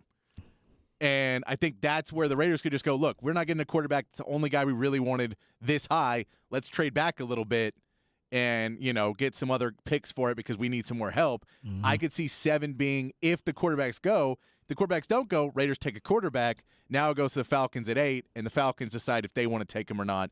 But if there's still another quarterback at 8, the Falcons may take a quarterback. Could. So they're not going to take a quarterback. They already said that they won't. But if Anthony Richardson's there, yeah, they the may. value they may because decide, they don't think he's going to be there at 8. Yeah. And so if he is, they may say, well, he fits into to Rhodes' plan, the coaching as well, that he may be able to run that. So I think that makes the decision harder. If the quarterbacks go in the first 5 picks, I think there's a possibility that the Raiders trade back right there. I don't disagree. Well, here's the biggest thing for me when it comes to Bijan Robinson, and I've talked about this numerous times. I know that everybody wants to talk about the value and what the most value is versus this type of player. Running backs are devalued. But here's the deal. He's not what you think he is. He's better than that. And if you're going to keep him for 5 years, why not go out on a limb and say, all right, I want to go after this guy. He's going to be my bell cow, and use the running back the way they're supposed to be used. I remember when I know I really hurt myself when I get ready to say this name. Urban Meyer wanted to move Travis Etienne to the wide receiver position. Yes, remember did. in the I very remember beginning. this, yeah. But that was because he saw something in him yeah. that you were talking about when Jeff Howe thought of Bijan Robinson. They thought he can be in that slot receiver, get the ball to him, move him around. Percy Harvin style. Percy Harvin style like he had at Florida. Yeah. So he visualized this player, but it's a different level of the game, and nobody liked him, so nobody bought into it. And Travis Etienne ended up getting hurt prior to that, so before it could even get going. Well, Bijan Robinson talked about his great hands, talked about who he is as a person. He's the face of your organization day one. I don't care who you have. You look at his track record, you've interviewed him, you spent time with him, you understand who he is, and you're looking at him like, man, if we're only going to have him for 5 years, let's get him going because he is that type of guy. I don't see why people are continuing, and I'm not just talking about you. I'm talking about the entire NFL. I'm not talking about Pat. I'm talking about everybody when they look at this guy and they say he's a running back. He's more than that. He is more than that. He's probably the most dynamic player. And for Todd McShay to go out there and say, I have him at number 2 on my board, what are you waiting on? Why are you fighting it? Because you're not going to get him in that second contract anyway.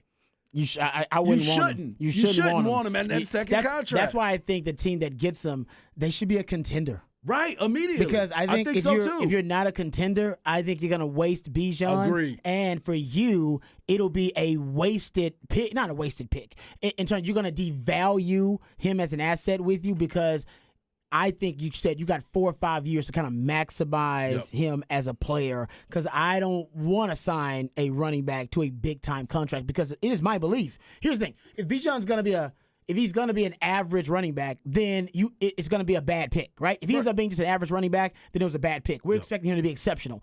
I said, I believe when Bijan gets into the NFL, he's going to be the best running back in the league his first year, especially depending on who he goes to. If he goes to the right team, he's going to be the best running back in the league. I know that sounds crazy. That sounds hyperbolic. I looked at Pro Football Focus. This is for you fantasy nerds out there, which is most of y'all. They have their fantasy football dynasty rankings. They rank their players going into the 2023 season. They got Bijan Robinson number 2 behind Justin Jefferson. Mm-hmm. They got him as the best running back. And they don't know where he's going yet. They don't even know where he's going. They're like, no. When this guy, whoever he goes to, one of those 8 teams that won him, he's going to be the best running back in the league when he hits the league. And Day one. And I'll throw this in there, too. As we get into the week before the draft, which tomorrow starts, we're a week out's tomorrow, right? The owners will be more and more involved. And for an owner, a guy like Bijan is more appealing than a guy like Will Anderson or Tyree or like that because I can't sell all those jerseys. Like, I'll sell jerseys, but I can sell a lot more with Bijan. And I can put him on all my commercials, and I can put him in all my things, and that can be part of our face of our franchise. Year one, Bijan Robinson, we'll put him on both. That's what I'm saying. Bijan He's perfect. Mustardson. He's got a guy. He's he's already got coming somebody in with walking around business. with a mascot, Exactly. and it's like we can have him on billboards. We can have all that. So if we can't get that quarterback, or if we've already had a quarterback and we got to sell somebody new, he becomes somebody that we can put in that spotlight. Unlike some defensive players or offensive linemen, are there good, solid picks at that point? He's somebody that an owner may go, hey, man, if it's between these two guys, take that guy. No, and I'm paying your checks. I totally agree with you about the marketability thing. Obviously, that's not the main factor, but it's a data point that can push owners over the top because they're about making money. They're about selling jerseys. They're Face about of making the something program. marketable. And you just said that, too, about the face because he is, I don't want to call him squeaky clean, but he is every public relations, every sports agent's dream and fantasy because he has got it all together. He's a great human being, loves to volunteer, loves charity, and loves working hard, working out, and football. Those are kind of his things. And here in Austin, we got to see it firsthand. So he's great in that regard. And I'll just throw this out. This is how getting to Patrick's point about the marketability of Bijan. Just think about this, Longhorn fans, and you guys know it to be true. Have you ever seen a haircut like Bijan's before Bijan? Now, I'm sure somebody out there had a haircut like Bijan before Bijan. Troutman. All right, but Bijan. Living color. Exactly. I'm sure it was out there. Yeah, well. But Bijan has he's kind of brought back that hairstyle or popularized it again. I have no idea. Somebody needs to ask him where he got the inspiration for the hairstyle. And I want to know who does the hairstyle for him, because it's always done. It's always. I think it's Trey. I think it's Trey at UT. Yeah, whoever does it, it's always done pretty good. And I have witnessed, just in my time in Austin now, since Bijan's been here, I've witnessed other people now, commoners, just regular citizens, sporting the Bijan hairstyle. Just Gen Pop. Yeah. Now, Bijan can wear the hairstyle because he's Bijan. He's Bijan Robinson, all right? He looks like a guy, and he's as good of a player as you'll see anywhere in the country. And with somebody with that kind of, gravitas, somebody of that ilk, you can have that kind of hairstyle. If Bijan was not a good player, we would mock that hairstyle. We'd be like, you know what? You know why you're not a great player? Your hairstyle is part of it. Even Quinn Ewers. Quinn Ewers had the mullet working. What did he do after a bad season? He cut off that damn mullet. And you know what? I guarantee you, one of the recommendations by Sark was, you know what? Let's lose the mullet. You don't need the mullet. Did they say it to Bijan? Hell no. He went to that meeting. They were like, Bijan, love the hair, brother. It's fantastic. It's one of the best hairstyles I've ever seen. Right? So, and now that hairstyle, it's recognizable. Even when they do the Bijan Musterson, part of like the little silhouette thing they have there is the hairstyle. The mascot. That's a big thing. The mascot is when he's walking around, he's got the big head, but the hair's bigger than the head. The hair is bigger than the head.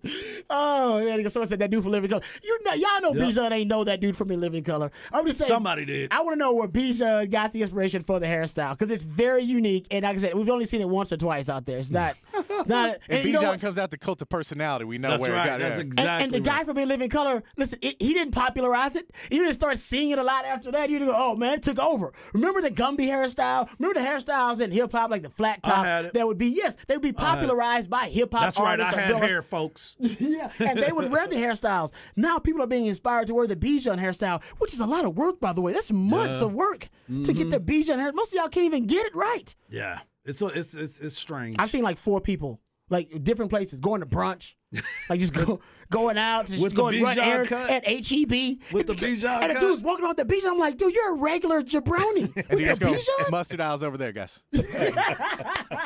I'm serious. Maybe it's just a hairstyle that's become more and more famous as of late. But have you seen it lately, Harge, outside the Living Color guy? No. With anybody other than Bijan? I don't know. No. No, I do not. And you I do don't- not see that on the regular basis at all. It's becoming more of a thing. Yeah. And it's because of Bijan, to Pratchett's I point. like that. He's marketable, man. People take He's off the helmet and they definitely go, marketable. man, look at that hairstyle. That's fine. I can that's pull when that you off. look at that is if you're in a room, in a draft room on draft night, and there is a split room of what they should do, and the man who signs everybody's check knows one of them because he's on the news every single day and he's out there, and the other guy is just a good player. Yeah. They may sway it. Oh, and that's a good point. The texture says best smile since the late great Cedric Benson. He does have a fantastic smile. He does have a He's great smile. His smile is money in the bank. Yep. Okay, there you go. Bijan conversation there. I want to get to this Trey Lance story, but we'll table We'll have it. We'll table the Trey Lance conversation because I think this could involve the Texans. There's talk now that if Trey Lance is on the trading block because of all the San Francisco connections in H-Town, that they, as well as the Titans also, because there's a San Fran connection. They hired a GM from the San Fran front office that basically Trey Lance may be on his way to the AFC South, potentially. And what are your thoughts if Trey Lance is the pick for the Texans franchise quarterback of the future, and they use these picks this year to just draft best talent available? Harge is shaking his head. I got laughed at for saying this like a week ago. See? Well, no, you've been on the bandwagon for saying they're not going to draft a quarterback yet too. Still, Going that's this way. another No, I option. believe you. He's been saying that it. He's been saying it for won't longer have than the draft, but people believing in this Trey Lance deal with a guy that's only played 9 games in the last 3 years. They've seen more. Did we go Ryans? They've seen more of And him. They Bobby know Sloan the can type see- of person he is. Yeah, I'm they see not, more of again, him. Harge, none of these things I say the Texans are going to do are things I would do. Right. No, I'm I just get saying it. I these get are it. realistic things that might happen because the Texans do what they do. It's gaining steam. I've not heard any an insider break that, but it's one of those things that makes sense. It tracks. It tracks. Especially going back to your original conspiracy theory that they're not drafting a quarterback in number 2. And honestly, that right now seems to be 50-50. that they're not going QB at 2. That's not even a conspiracy theory anymore. That seems to be more of the common belief that, they may or may not do it. They may or may not. So we'll talk about that coming up. What you got in Hard Knock Life? I got Sam Khan from The Athletic coming on to talk a little bit nice. about Texas. We're going to ask him about Bijan, ask him if he's seen a haircut like that. But we're going to get to the meat of what he saw this past weekend at the Orange-White game and see if we're all on the same page. I like that. All right, talking Texas football right here on Ball Don't Lie, 104.9 The Horn.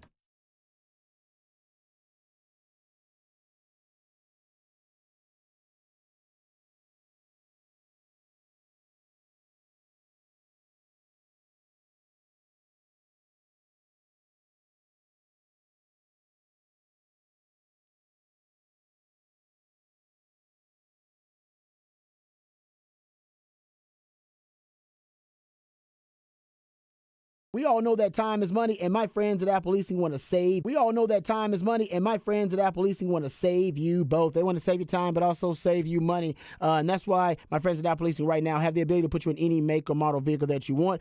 They also can give you a instant ability to get whatever car you want. They do a really good job. They've been doing it here in Austin for almost 40 years. All it takes is one phone call or one click on Apple Leasing's website, and you'll get a quote on any make or model vehicle that you want. They can even give you an estimate on the value of your trade-in right over the phone. Apple Leasing's simple interest easy lease makes life, well, simple because it gives you a lot more flexibility, which is going to give you more possibilities and options to help you find the vehicle that fits you best, but more importantly, the vehicle that fits your budget best. Inflation is out of control. It's through the roof. It's never been more expensive to buy a new car, buy a used car, buy any car for that matter. So leasing actually makes more sense than ever. You're only paying for the part of the car you're actually using. So give them a call today, 512-346-9977, and let them see how much money they can save you. They get all the same discounts and all the same incentives that the dealers do, except my friends at Apple Leasing, they pass those savings on to you, the customer. So give them a call, 512-346-9977, or visit appleleasing.com. That's appleleasing.com.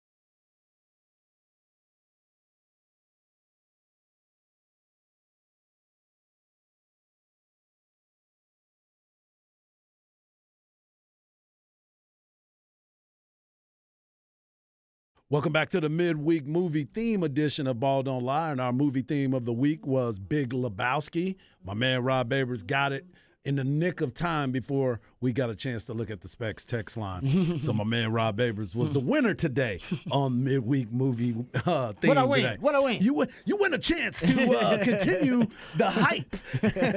But you can follow me on Twitter at HardballHard. You can follow my man Rob Babers at Rob Babers. And you can follow the man behind the glass at It's Patrick Davis.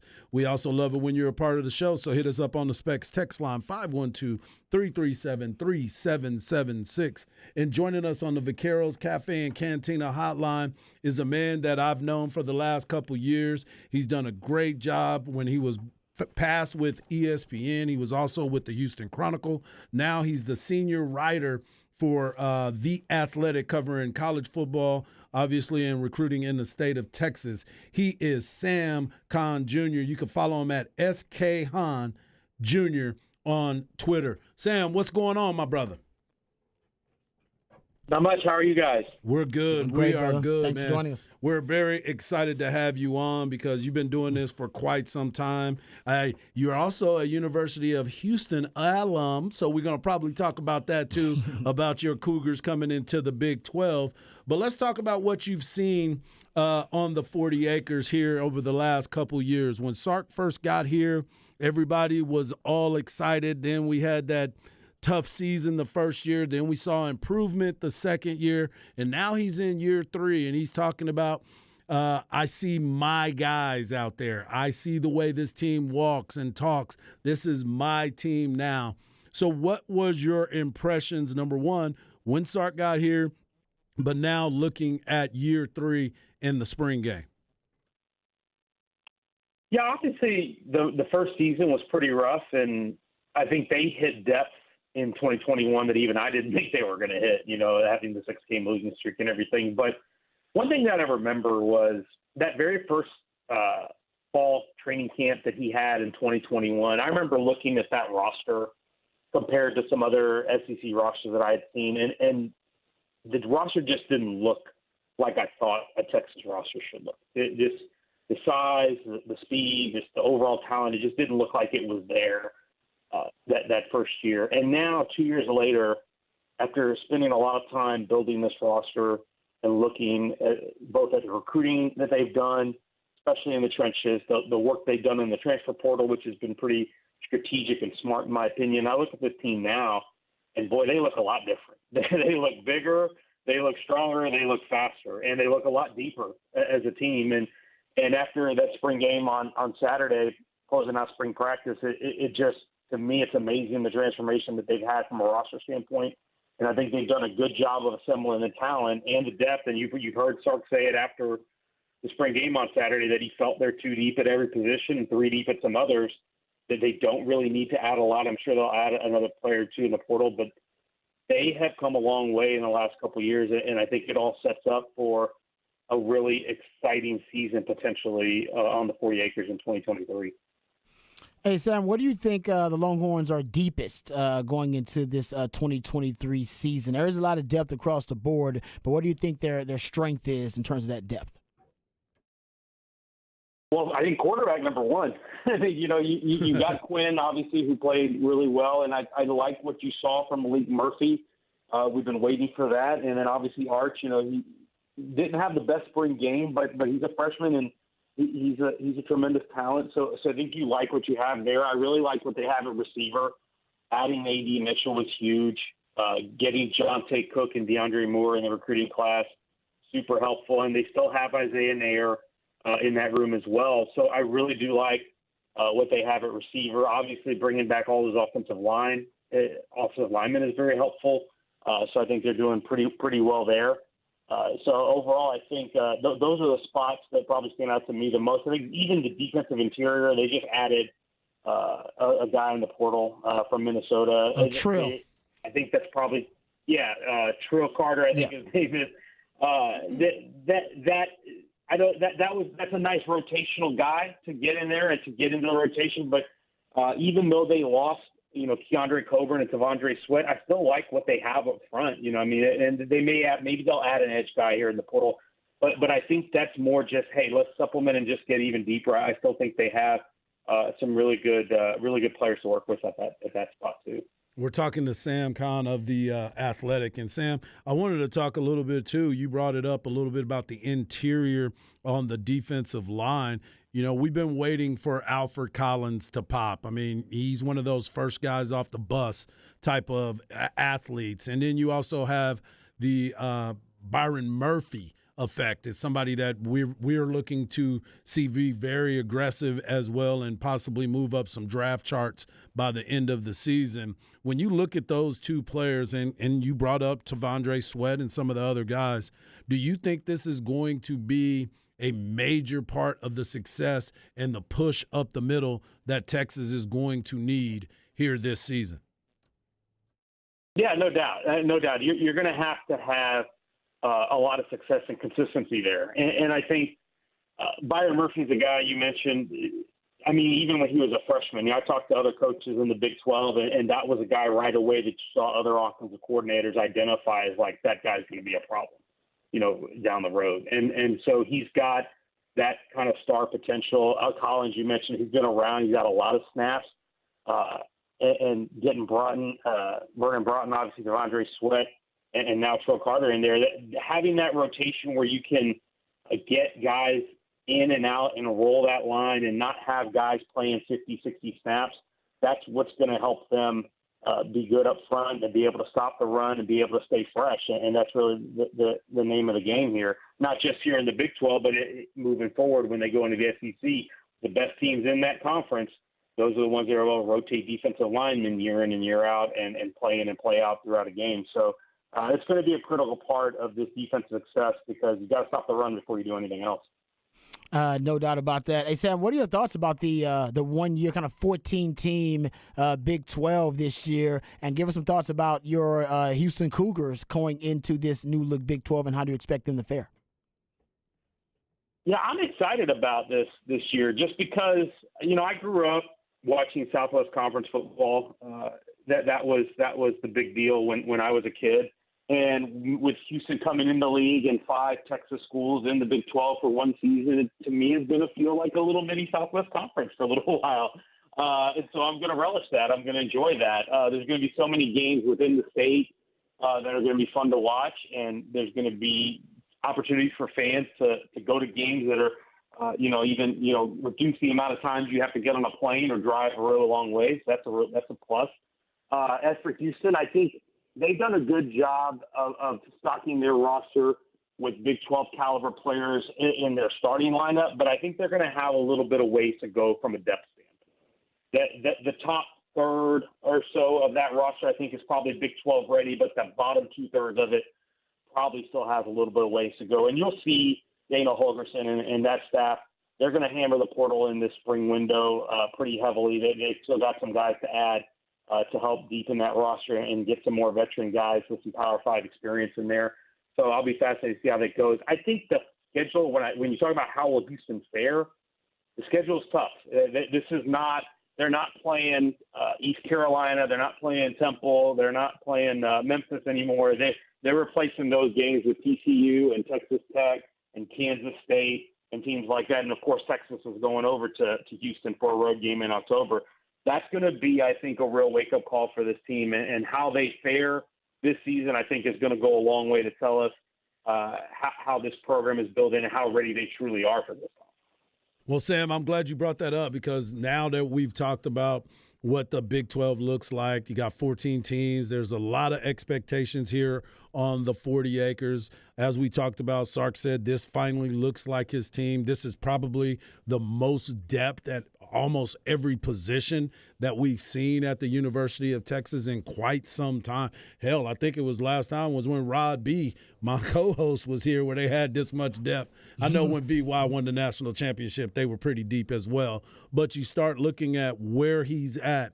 The expectations is Big 12 championship game or bust. Do you feel the same way looking at everyone in the Big 12, but most importantly, the University of Texas?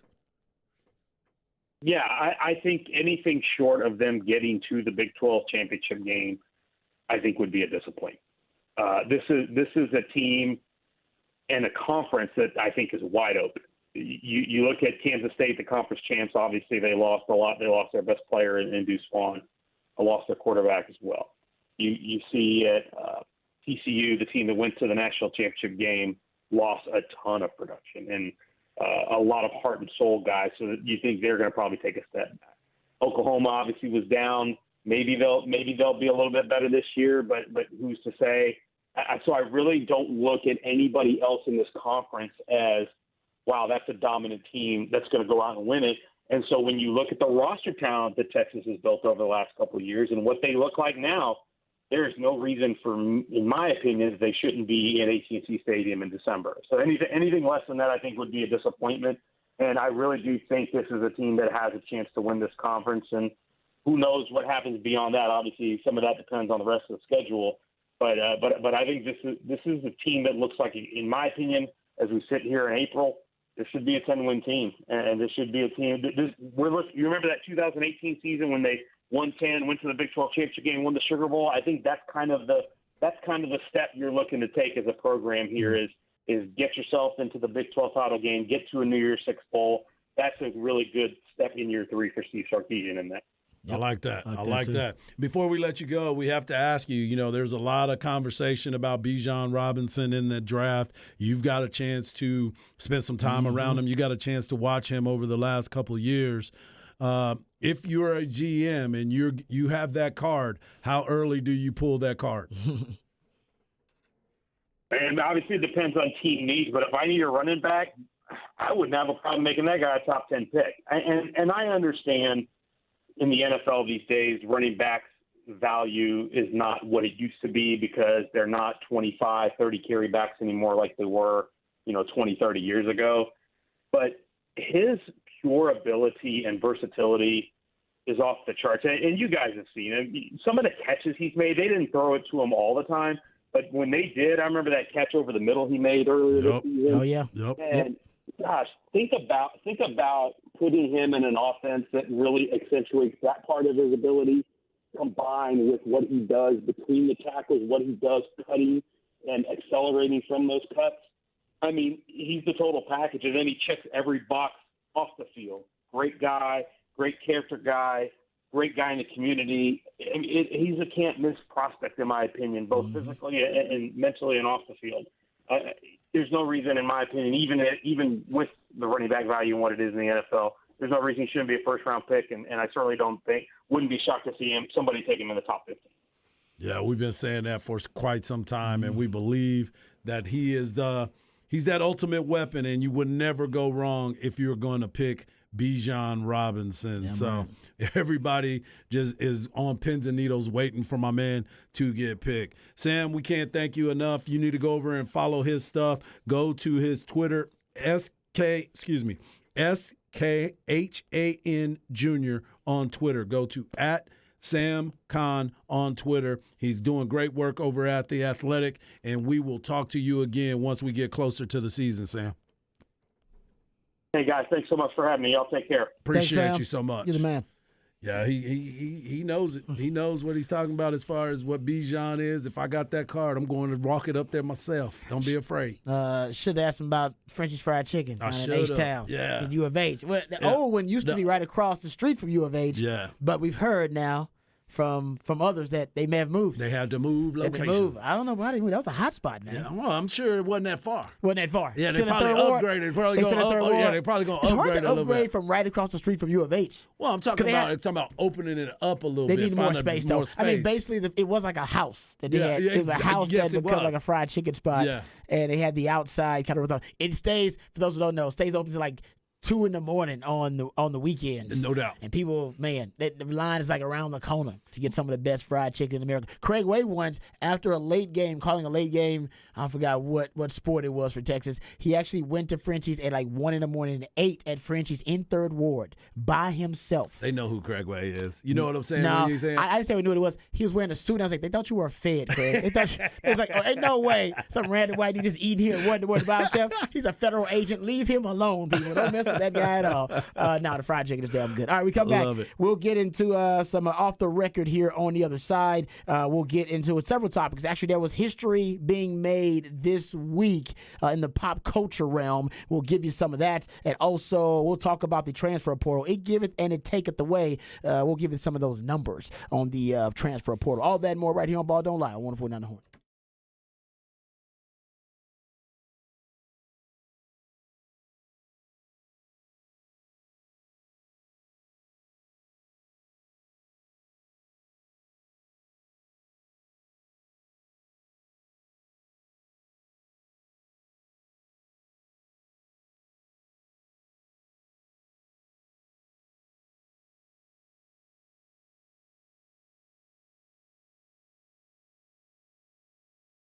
Hey, what's up, folks? Lifetime Longhorn Rod Babers here. Let me tell you about my favorite tequila, my go-to tequila. It is Hot Cat Tequila. That's right, folks. And if you have Hot Cat Tequila, just have it once. Give it a chance.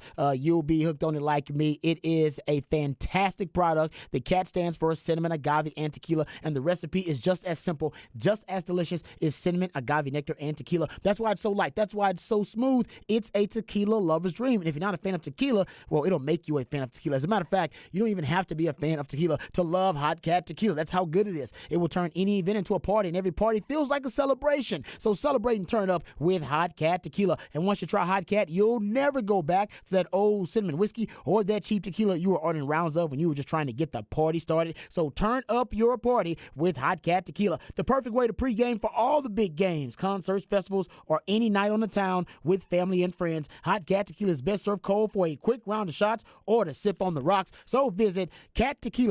That's cattequila.com to find a store near you that sells Hot Cat Tequila or to find a bar near you that serves Hot Cat Tequila. Toast and turn up with Hot Cat Tequila.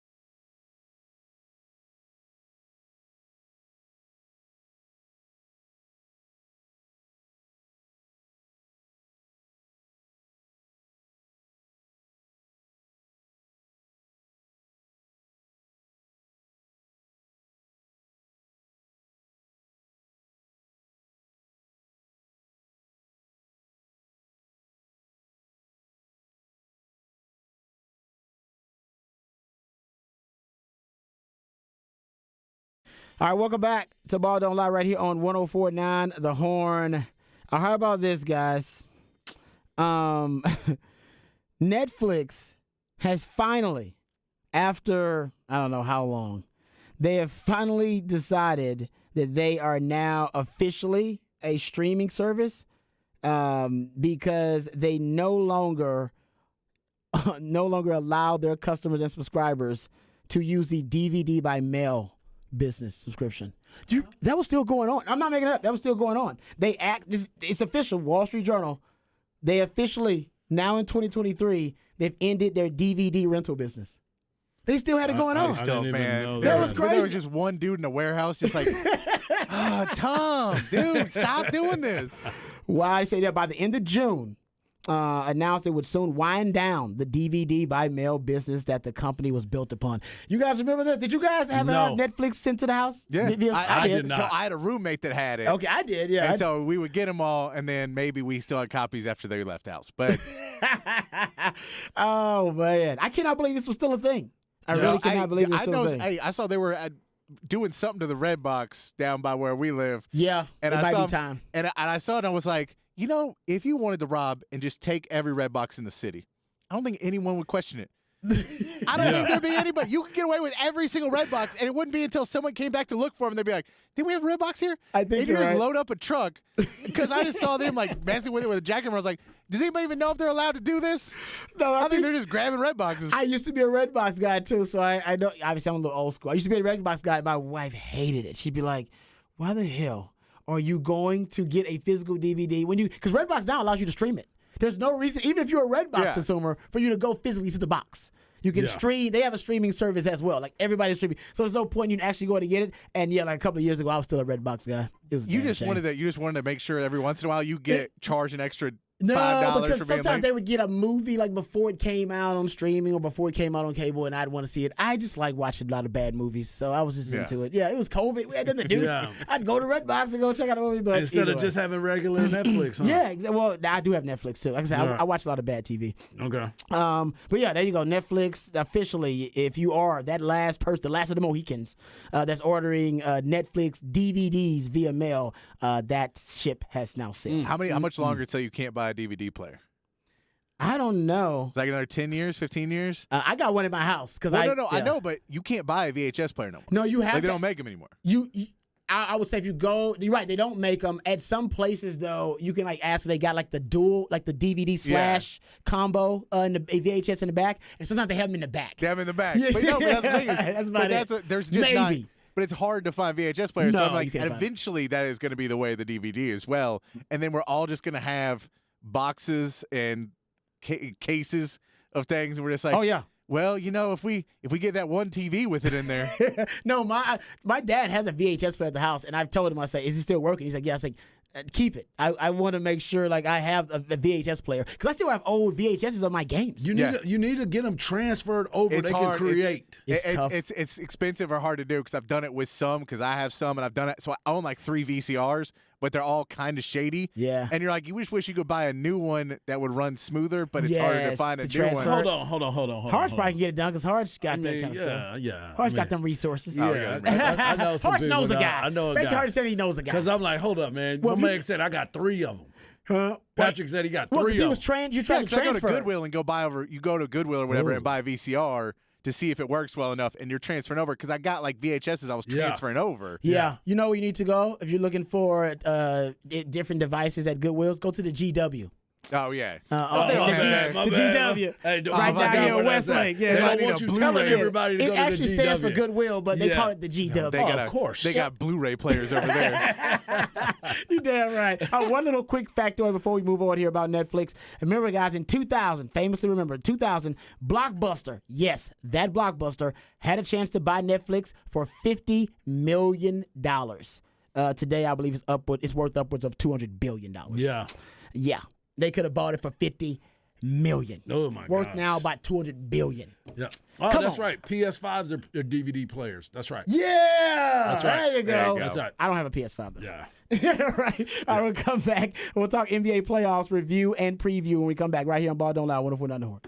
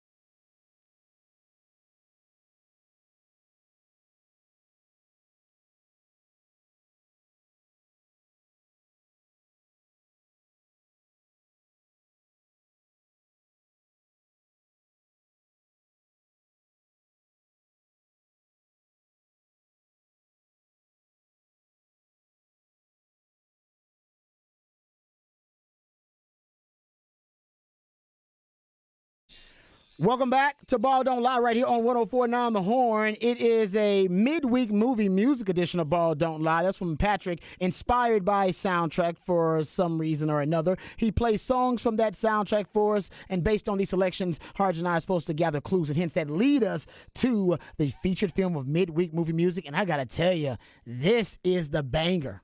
I still jam this song. I actually ran to this song like a week ago. It's still, was it CCR, right? CCR? Yeah. Oh, man. It's still, even to this day, like that song still bangs. Song still bangs. That's by why the he's way, still like this. Oh, the Yeah. featured film, by the way, of midweek movie music, The Big Lebowski. It took us a while to get it. I got it with the first hint, first clue in the 4 o'clock hour. And my man Patrick always doing a great job for us. Broaden Horizon doing a great job DJing midweek movie music edition of Ball Don't Lie. We're off early at 6:15 for Texas baseball coming up. So you have Craig Way on the call. Coach Ty Harrington, I believe, is going to help him out with that. That'll be coming up at 6:15 pregame, 6:30 first pitch right here on 104.9 The Horn. Next segment, Raj Rant of the Day. More discussion about me prognosticating, trying to predict what the identity of the Texas football team is going to look like, specifically on the offensive side of the ball. So we'll get into that, talk some more Texas football coming up next segment. Remember last year, I accurately predicted that 2 tailback sets would be something that Sark would be implementing a ton of, and he didn't do it as much as I thought he should have done a lot more. But he did. He actually did increase the usage because his 2 best players on the team, best leader and best player, Rojo and Bijan, he wanted them on the field as much as possible, and he wanted to be able to weaponize those players. So and we actually have some Sark audio too. We're going to listen to his Sark talk about how he goes about trying to reinvent the offense year to year, and what that offense, a reinvented Texas offense, could look like this season. So we'll get into that in Raj around the day. We'll talk NBA here coming up in this segment. We'll talk about the Draymond Green suspension. We'll also get into reviewing the games last night, previewing the matchups tonight. 512-337-3776. That is the number to the Specs text line, and you can hit us up via Twitter as well. Harge is at Hardball Harge in the Twitterverse. Patrick Davis at It's Patrick Davis in the Twitterverse. All right, gentlemen, let's start with the big story in the NBA world, because the Draymond Green suspension was handed down late last night, and it was something that I think surprised a lot of people, Yep. At least based on the reaction. Based on the reaction, I think it surprised some people because a lot of people think this may have been an overreaction by the NBA office. Here's the statement from the NBA communications desk. Says April 18, 2023, Golden State Warriors forward Draymond Green has been suspended 1 game without pay for stepping on the chest of Sacramento Kings. I know it just sounds weird to say. Stepping on the... They didn't say stomping. No, they just it said said step. stepping. Yep. So stomping is different than stepping. They said stepping on the chest of Sacramento Kings center Domantas Sabonis. It was announced today by Joe Dumars, Executive Vice President, head of basketball operations. Yes, Texter did want us to inform everybody that it is not lost the Shakespearean irony that Joe Dumars handing down, he's the one handing down punishments for those who are acting outside of the rules and regulations, and he was one of the famous bad boys. But he was actually probably the most conservative of the bad boys. For sure. Right? He was probably the most moderate of the bad boys. Yep. I'm sure he wasn't part of all the scuffles. He participated. He was definitely but he was rarely the instigator, and I can't remember him being known as one of the key enforcers or one of the key instigators with the bad boys crew. But, anyway, I agree with you. So anyway, Joe Dumars, he's the executive VP, head of basketball operations. He's the one headed down suspension, and the reason they said the suspension was based in part on Green's history of unsportsmanlike acts.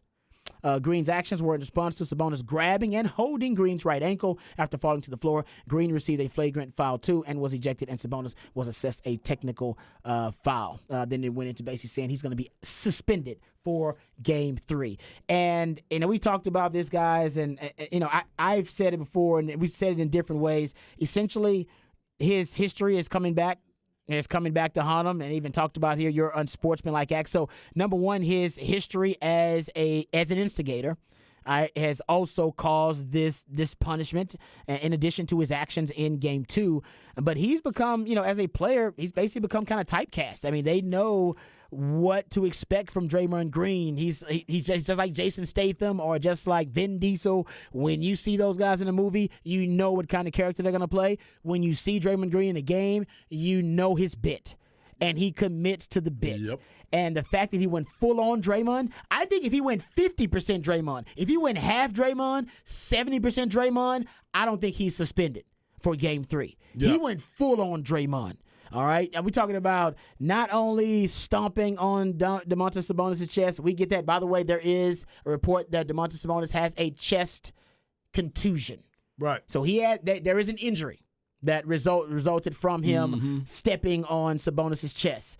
But if he hadn't had the WWE style taunting session where he taunts the crowd, by the way, Adam Silver in that crowd. I was finna say you did it in the wrong audience. Know your audience. You taunted your commissioner. Exactly. He was one of the fans you were taunting out And there. he was probably nervous because he was like, oh, my God, if they start rioting in here because he's going crazy, people giving him the double bird, him enticing them to want to come out and get after him. And you went full on Draymond. And you went, and then in the post game, also full no on remorse. Draymond. No remorse. Full on Draymond. So I think all of that combined, Adam Silver, it made his decision really easy. And it made Joe Dumar's decision really easy. Well, I do understand where the fans are looking at it, and I'm looking at it too. I wanted Draymond to be able to play. This is kind of ridiculous because of the fact, but your credit report tells me that you have been delinquent on a lot of your payments. Come on now. So how am I going to feel comfortable putting you in this new home or this new car? I can't do it because I know that there will be some falling back out of place real quick because you have shown me that you have not made the right deposits to the positivity side of things. You may go out and do some great things in your community. Nobody knows it. You may on your own podcast, you are pretty much bucking the system a lot of times. So you kind of created this, like you said, this caricature of yourself to where people are not giving you the benefit of the doubt. I believe everybody is innocent until proven guilty. But if you keep coming back with the same story, there's a lot of things that people are not going to believe you in. This text says Sabonis has a chest contusion, just like when I'm sick and call out of work on a Friday. I got a slight cough. Yeah, Patrick, you're an NBA guy. What are your thoughts about how genuine the chest injury is for Domantas Sabonis? If he doesn't play, then we know it's really serious. I think he's going to play. I think he's going to play too. Yeah. I mean, and we've seen the Warriors have come out now and said that they think Sabonis is playing dirty and they think he's carrying the ball out too wide to try and swing his elbows around because he's trying to hurt players. So they're trying to get their whole point in that Sabonis needs to be watched super closely, and he's going to get some more foul calls because he does play physical. And just because the Warriors don't want to play big man ball, that's one of those ones that's more annoying. They're like, just because you don't want to play a big man, you want to play Draymond Green at center at 6'6", doesn't mean that a big man should not be allowed to play like a big man plays because you're putting up small forwards against him. But they'll be watching him tonight too because they're, so I could see him playing limited minutes and because of foul trouble, and then afterwards them saying that his chest was hurting. That could be a very easy thing that happens tonight, where it's just he doesn't play a ton of minutes in this game. But this is also, if we're not even taking Draymond and just go, Draymond, you also knew you're the first guy through the first punch in the NBA postseason. They know that there's the Grizzlies are in there, and the Grizzlies are apt to do something like this too, and they don't want the NBA playoffs to go into the NBA is a thugs league now because look at all these fights and all this other stuff. They don't want that narrative. Yeah, which they once had at one time. That was a narrative out there. So I think there's this too of like, hey, across the league, everybody saw we're not taking this lightly. We gave him a suspension for something pretty light. So if y'all get into fights and stuff, we're suspending everybody. Yep. Like we don't care. You are not going to get away with this behavior if you don't like the way that something's happening. There's proper channels to deal with if you think they're grabbing and playing dirty. The proper channel is not to do your own retribution and then incite the crowd when I'm sitting in it. Yeah, you can't basically promote while I'm sitting in it. Yeah, you can't. Yeah, you can't promote and enable vigilantism on Draymond's part to try to get back at him. I love Nate. Nate says, "Don't forget." You mentioned this earlier, Patrick. Don't forget that Draymond got his ankle X-rayed. because of Sabonis. He said it's all BS. So he's like, oh, and also Nate wants you. Nate's theory, Patrick, as to why you have so many VCRs is PD is. He says Patrick Davis is transferring porn. Can't give it to anyone. That is not the case. That was pretty good. That's a great reason to have a lot of VCRs. That is a creepy reason to have a lot of VCRs. All right. That's true. Both. Yeah, very good. Yeah, but that's a good point, though, because you brought it up earlier, Pastor. Now we have this kind of public relations propaganda battle going on between the two sides about who's dirty, who started, and was the antics by Draymond Green, were they justified, and that kind of stuff. I'll say this: I probably wouldn't have suspended him, just because I wouldn't have either. Yeah, No, I wouldn't have either. Yeah, you brought that up too. I wouldn't have suspended him, but I get why they did it. And honestly, Draymond Green, if he had just shown a little remorse, if he had just been a little contrition, I do think ultimately Adam Silver would have went, we'll just let him play. But at no point has he shown remorse at any point. No. He doesn't care. He's basically looking, as you said, Patrick, he's looking for someone to blame other than himself. Yep. He wants to play like he's the victim in this whole thing. And maybe at one point he was. Maybe he was, but you don't get credit. That's the problem. Yeah. You instigate so much stuff that your thoughts of what people perceive you to be is become what I say yesterday. If he shows you who he is, believe him. And that is what he's continued to do. Now, again, I'm with majority here, you, Patrick, myself. We all believe he should be playing. People in my house believe that he should be playing. But the facts still remain when you are constantly crying wolf, and then all of a sudden there's no wolf. People are tired of having to run away from you. And that's the problem that he's been dealing with the entire time. His credibility is out the window. And the fact that he's got a podcast that he wants to promote and do all this other stuff, and they go, you want to be bigger in the league? Fine. You're not going to be a part of the league anymore. How about this? Go over there and do a live podcast during the game. Has he actually done a podcast since I don't believe he's done this one because I haven't heard anything. But that's what he likes to do. Is when he's at exactly his height because he's suspended, trending. so he'll do the yeah. But my they know response. that. My response. But they know that's happening too, and they go, "You want to do it? Fine. You're like, we're not going to feed you more and more into this because we get you care about you before you care about your team or the game, and we care about the game and your team before we care about you, and that's just because the NBA as an organization cares about itself, it cares about its owners, and then it cares about its players. Yep. And if you're going to be the instigator of that, you're going to fall really down that list of players too. Seems that way. Yeah, it is. It's become a huge story, and that's why I thought I would have let him play in Game 3. Yeah, that'd been perfect. As Longhorn and Lubbock says, he's an habitual line stepper. He is. Yes. I love that term. He is an habitual line stepper. That is who he is, and it reminds me of the old, parable about the frog and the scorpion. Mm-hmm. It's like the frog and the scorpion are sitting on the side of the pond or a lake, and the scorpion says, "You know what, frog? I need to get across the lake." And the frog says, "Well, I would give you a ride, but you're a scorpion. You're just gonna sting me, so I'm not gonna give you a ride." He's like, "Why would I sting you, frog? If I sting you, then we're both going to sink and drown, and I'll die." And the frog's like, "You know what? That's actually a really good rationale. You know what? Come on, I'll give you a ride." He gives the scorpion a ride on his back, and the scorpion, in the middle of the damn lake, he stings him. And then this frog goes, "Why the hell did you sting me, man? Now we're both gonna die and drown." And the scorpion said, "I'm a scorpion. It's in my nature." If he shows you who he is, believe him.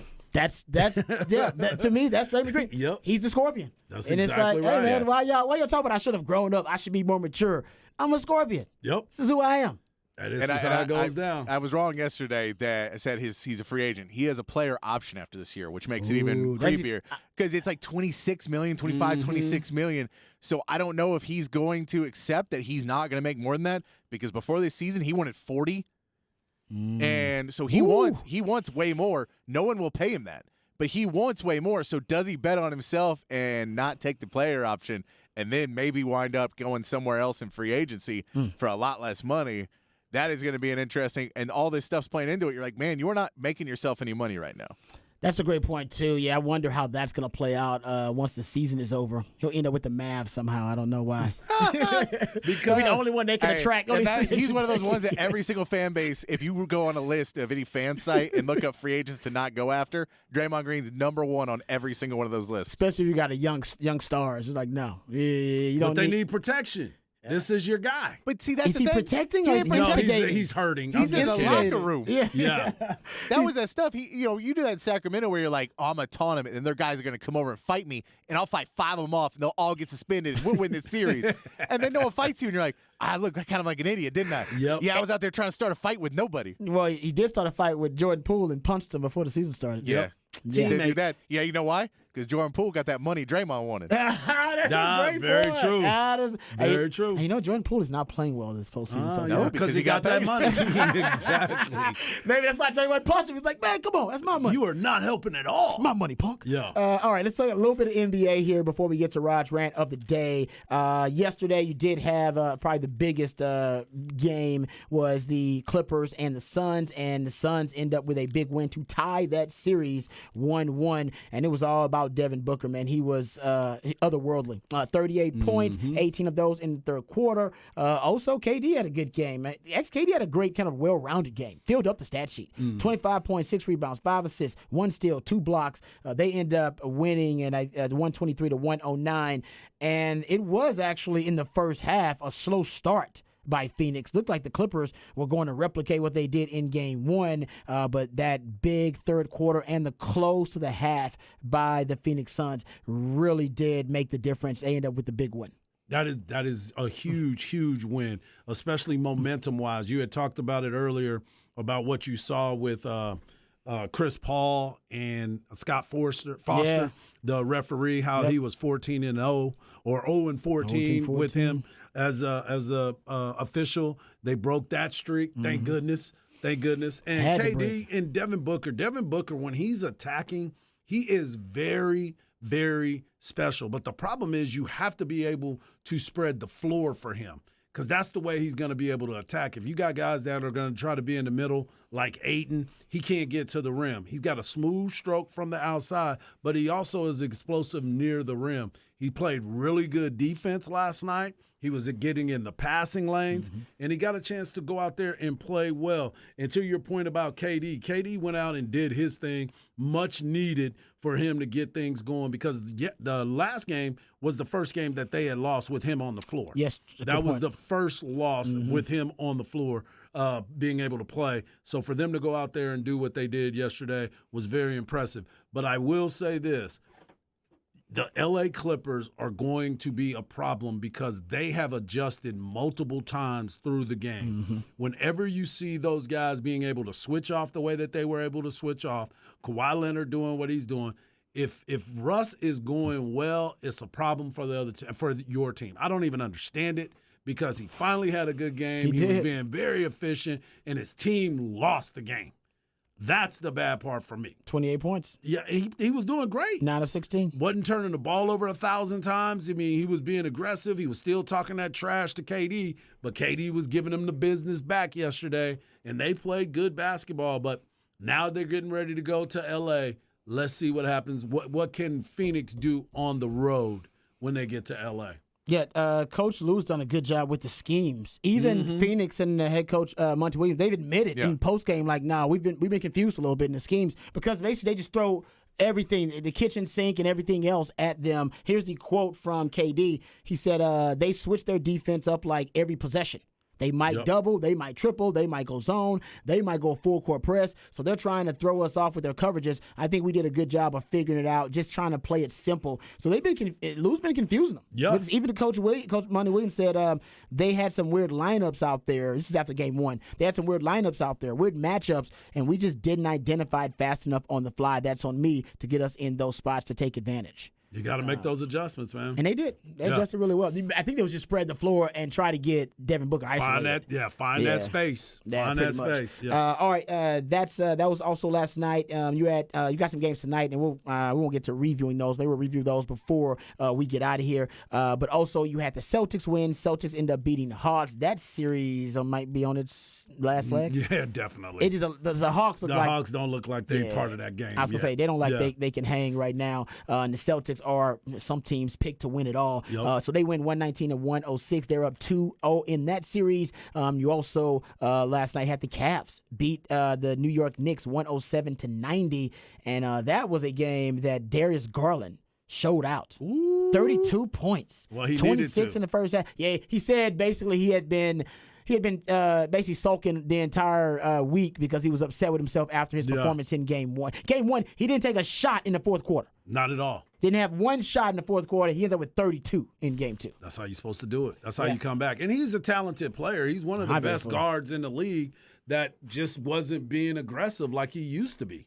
And now they talked to him. They told him he needed to get out there and be aggressive. You saw Jared Allen play very physical last night. He was running into everybody and almost had a pretty ugly play with Julius Randle. I saw that play happen live, and it didn't look good, but it was good enough because Randle did kind of land on Jared Allen's back, so he didn't fall down flat on the ground. But he shouldn't have been in the game anyway. Neither one of them should have been in the game because it was a blowout. Because it was a blowout. Yeah, it was. It was. I believe it was a 20-point lead at halftime for Cleveland. They pushed that to a 29-point lead in the fourth quarter. So yeah, it was a blowout. Donovan Mitchell had actually a career high in assists. He had 13 assists along with 17 points. And basically through three quarters, the Knicks had their second least efficient game of the season. So good defense there by Cleveland. All right, we come back. We'll get into Rod's rant of the day. What is the offensive identity of Texas going to look like in 2023? We'll hear from Steve Sarkisian, and also I'll give you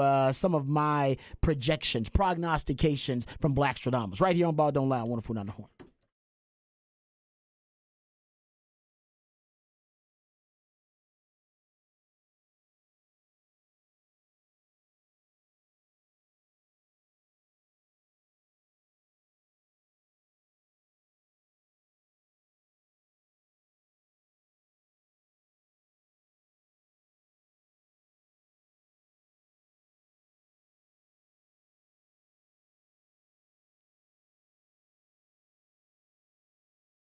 Oh, man, every time I hear that promo, it makes me smile. And you know what? If you want a beautiful smile, you need to reach out to Dr. Greg Eckert and his fantastic team. He can give you a beautiful smile. He can do it in just one day. We're talking about a permanently secured dental implants. So you'll spend no time without teeth. You'll get temporary fixtures until they complete your permanent smile. And you'll smile again with confidence and eat freely without pain or discomfort. We're talking about a lifelike permanent solution. So if you've been told your teeth need to be replaced, call Dr. Greg Eckert today and learn about this revolutionary alternative to dentures. It's a brand new smile in just one day. It sounds too good to be true. It's not. It's just Dr. U. It's a complimentary consultation, which means you got nothing to lose but everything to gain.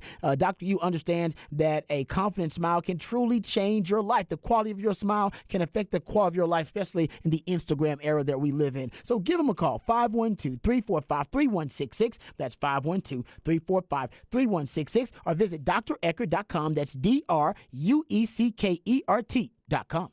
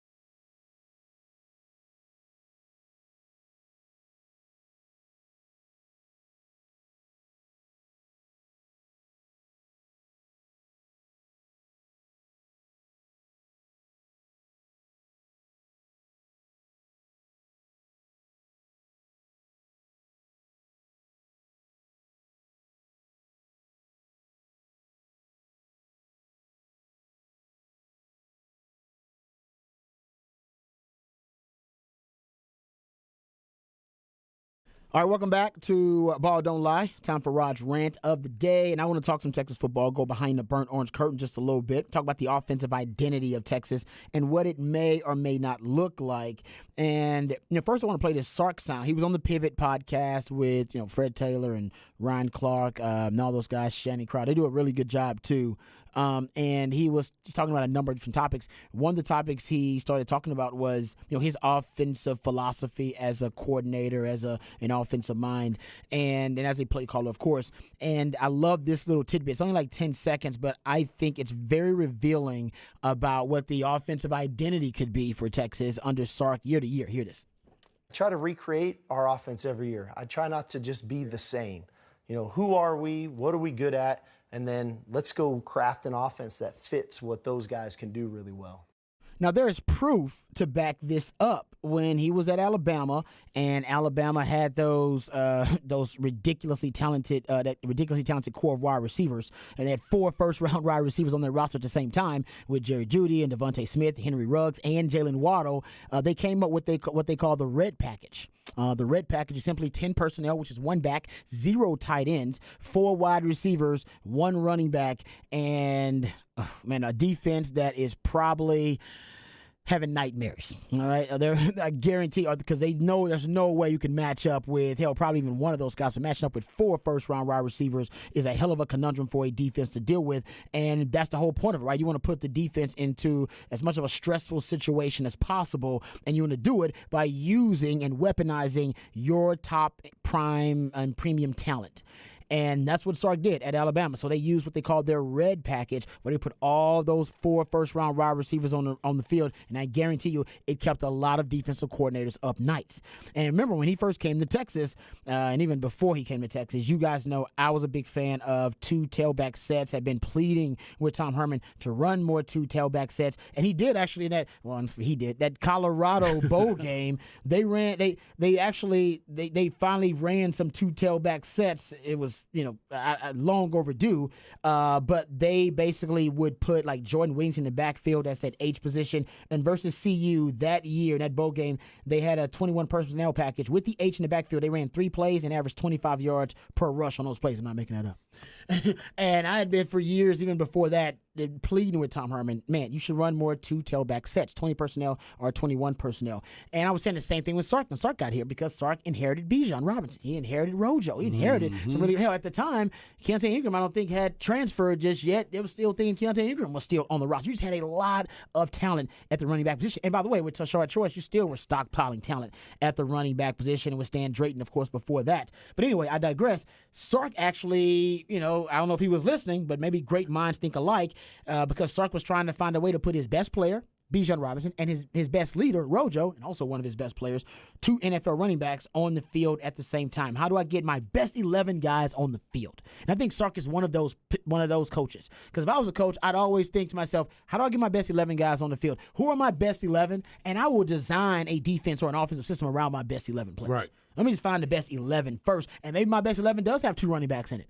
Maybe my best 11 does have 3 wide receivers in it. Maybe my best 11, hell, with Alabama, it was 4 wide receivers at one point that were among your best 11 players. So you want to build your offensive identity around your strengths, and your strengths are your deepest and most talented positions. So last year, if you look at usage of 2 tailback sets, Texas was around, if you look at just 21 personnel, they were around 11% of 21 personnel, which is really good, because the year before that, they were hovering around 5 to 6% of their 21 personnel snaps. So Sark did try his best to come up with packages, and he did this with Brennan Marion with the go-go offense, which also is a 2 tailback set.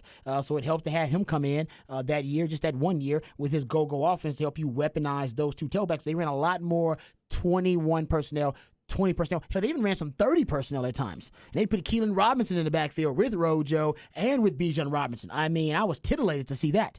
So my point is that Sark, there is evidence that he does look at the roster year to year and go, all right, who are my best 11 guys on offense? And if I'm not going to, create a specific package for them, then at least I'll layer those personnel groupings within the identity and a construct of the offense. So this year, start thinking to yourself, what could the identity be? What could it start to look like? Well, first of all, I think you're going to see less 2 tailback sets, less 20, less 21 personnel. Why?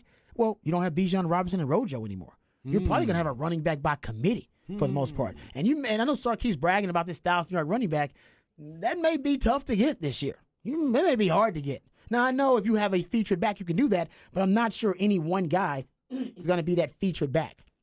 I think you may have a running back by committee, and with that being the case, you may end up, having a lot of different guys have different games depending on the matchup or depending on the game plan that week, the run game plan that week. So I think you'll have my Black Strong's prediction, just like I predicted you'd have more two tailback sets last year. I think you'll have fewer two tailback sets this year. That usage will drop. It'll probably drop to, it may even drop to Tom Herman potential numbers. I hope it doesn't. I hope Sark keeps that concept around because I still think it could help Texas, just not as much as it helped when he had Bijan and Rojo on the field at the same time. So fewer two tailback sets. You'll have less 12 personnel, in my opinion, too. 12 personnel is one back, two tight ends, and basically, I don't think you have, and I know they like Gunnar Helm, but I don't think you have a true number 2 tight end that can be a 5-tool tight end for you, any threat. There's a drop-off with that second tight end spot, and I think that Sark may want another wide receiver on the field that can add a more lethal and explosive element rather than another tight end. And now, Sark loves 12 personnel.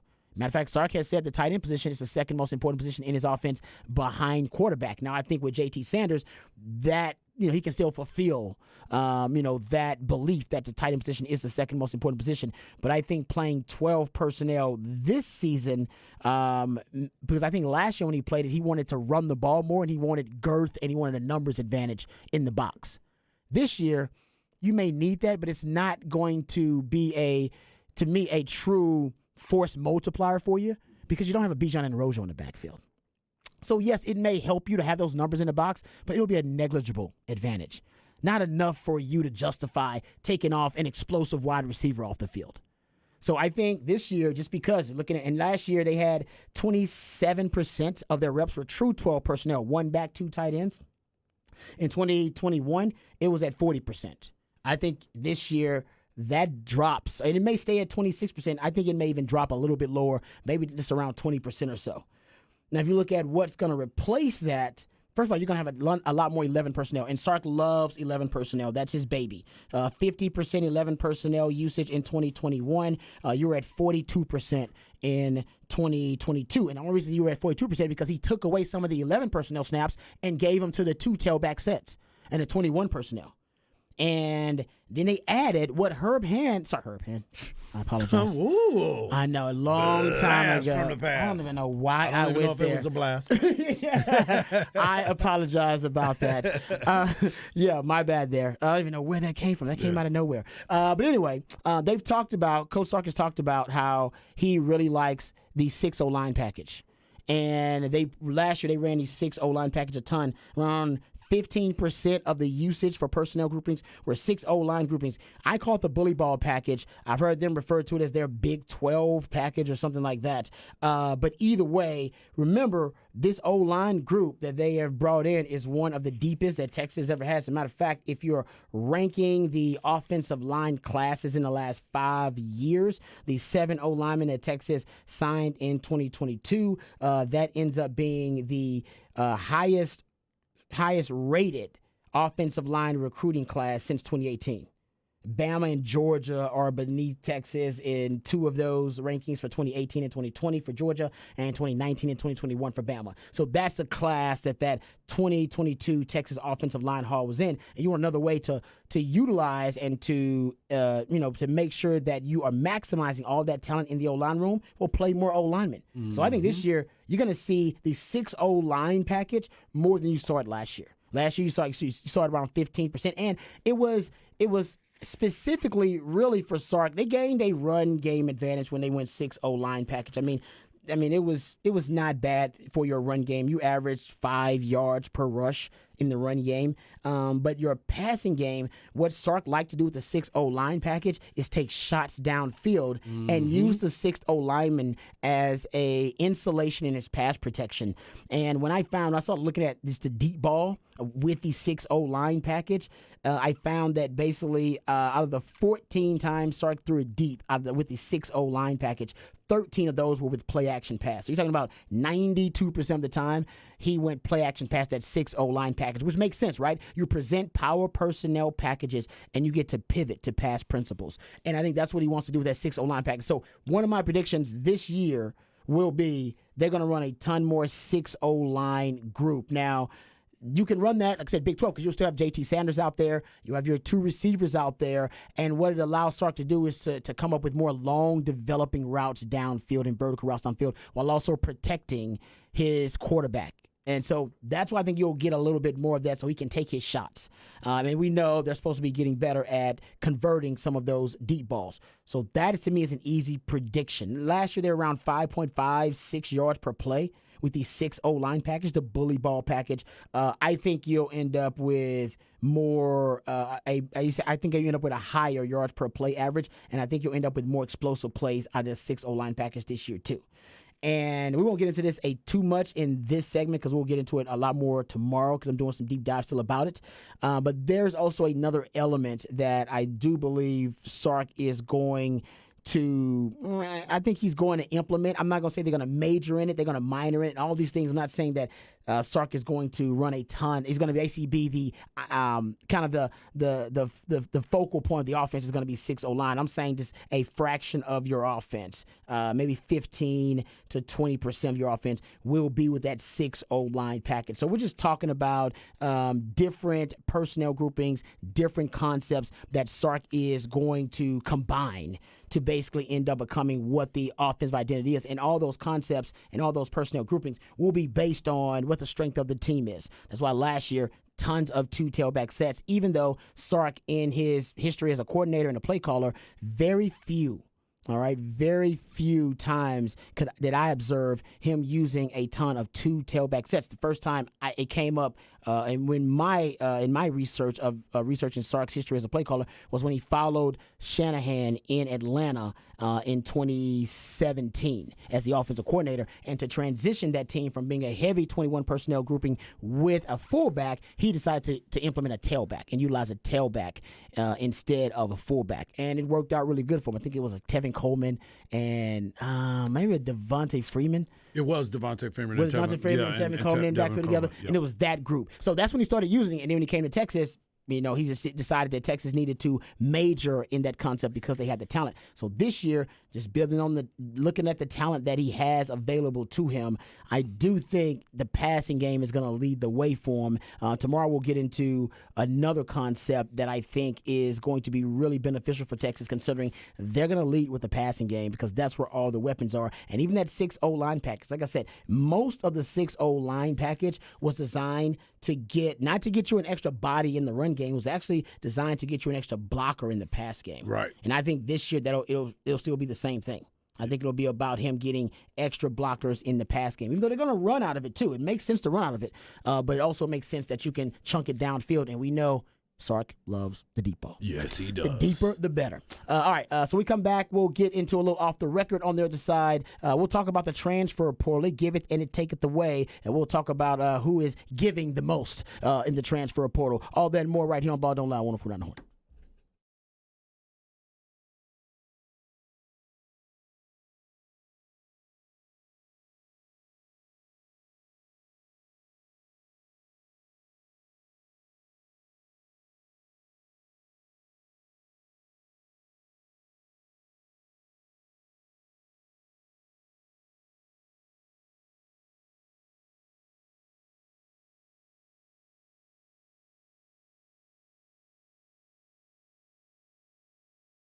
Hey, what's up, folks? Lifetime Longhorn Rod Babers here. Let me tell you about my good friends over at Iron Workers Local Union 482. They don't go to the office, folks. They build it. So if you're looking for an exciting new career and you've been a bit frustrated with your work choices and you want to change in your career, how about looking for a job with my friends over at Iron Workers Local Union 482? Because right now they're hiring over 3,000 people. That's right, over 3,000 people for a huge project so you can become a member of Iron Workers Local Union 482 and take pride in the type of teamwork and craftsmanship that helps shape the future of this great city. So you can maximize your potential and be your best self today by applying at ironworkers482.org. That's ironworkers482.org.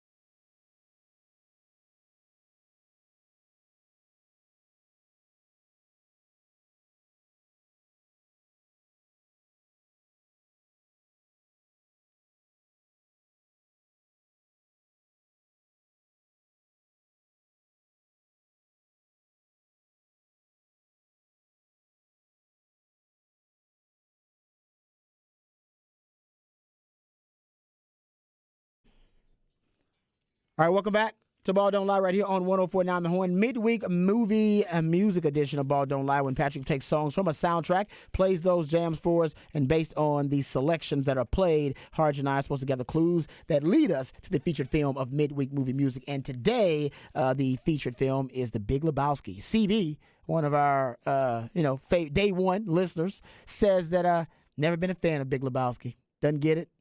Doesn't like it. It's okay, TB. You know, sometimes some comedies just they're not for the masses. They're not for everybody. And I'm like that too. I don't like Caddyshack. I never really got into Caddyshack. It's one of those comedies I don't get. That's iconic that everybody loves. Oh, Step Brothers. I've never laughed out loud once in Step Brothers. I've watched it like 3 times. What? Never laughed out loud. Always, I smirk, I grin. You're like, I go, that's funny. You know why I know it's not funny? Because I say that's funny during the movie. During the movie, I say, that was funny. You know when something's not funny? You go, that's funny. That's why I say that during the movie instead of actually laughing. So it's just one of the movies I don't get. It's like Mila Kunis, one of those things that everybody There you loves go. that I'm just not into. So I get it. So don't feel bad about that, CB. You don't have to get Big Lebowski. It is a weird comedy, too, by the way. yeah. It's a strange comedy. Do you like Big Lebowski? No, I didn't even want to go there with y'all. Oh, hard. Just never seen it. That's exactly Wow. right. You were trying to get through the whole show. I was trying to get through the whole show without even saying That's anything. a violation. You were not willing to share. I wasn't saying nothing. You didn't want to share? Nope, wasn't gonna do it because I didn't want to be a part of the I don't get it. You I don't wanna almost got through the whole I was like, man, show. we're getting close. Got like 20 minutes Yeah. left, and I almost made it through the whole thing. Good for you. Yeah, Well yeah, done. That yeah. was smooth, I was like, man. huh, yeah. Smooth. You're like Rod. I said Rod broke it down. That'll make me Rod. Wow. Okay. So you know what? Should he watch it, Patrick? He should watch it, shouldn't he? I've seen it. Big oh, you've seen it? No. I'm saying I've seen it on my TV. Oh, okay. Just never put the time in to actually watch it and break it down. I don't know if wifey will like it. No, I that's one of those That's the ones thing. that if you're It's like just kind of, if you're having an altered evening, Yeah. it's I a got good one you, I for got that. you. It's a good just kind of chill out and Yeah. enjoy Yeah. something that's kind of weirder and different. But like, it is. The reason I'm doing it is 420 tomorrow. It's a stoner comedy. Yep. That's why I said wifey may not get it. Yeah, so it's in that world. It is If you're true. ever feeling for that, then it's something fun to watch. But yeah. That's a Yep. good point. Yeah, you're right. So I don't know if I'd recommend you gotta watch it. I don't know if it's one of those movies. Someone says I never seen Napoleon Dynamite and don't care to either. Also another one of those comedies That you did not? either people really like or they don't like. I laughed during Napoleon Dynamite. I did. Okay. It doesn't age well to me. It's like over. if I can't. I don't You laugh. can't go back and watch I don't it now. laugh at it now when I Yeah. see those same scenes. No, I think that doesn't age well. Of like, I don't even know if it's time so much as like, if you're not a kid, that's not as funny anymore. It could be that, yeah, because it yeah. just seems like a movie. Like, well, when you're young, you think, like, oh, that's, but you don't associate it with your own youth. I agree with this. It's a weird. No, I'm with you on that. Yeah. You got to outgrow it. To a Yeah, sense. You outgrow them. I agree with that. Yep. Okay, real quick, transfer portal news, because On3 has a great website where they keep up with the transfer portal, and they actually have kept up with the programs with the most attrition via the transfer portal, and they also keep up with the acquisitions via the transfer portal. Guys, the Aggies have had they're basing this on the transfer portal season, like last offseason, included 30 transfer portal departures Think about that. in 30. this cycle Yeah. of the transfer portal. That is the most, by the way, in college football. Arkansas is second with 28. By the way, the Aggies have had 5 acquisitions. Arkansas is second with 28. 13 acquisitions for them. They've had 28 departures.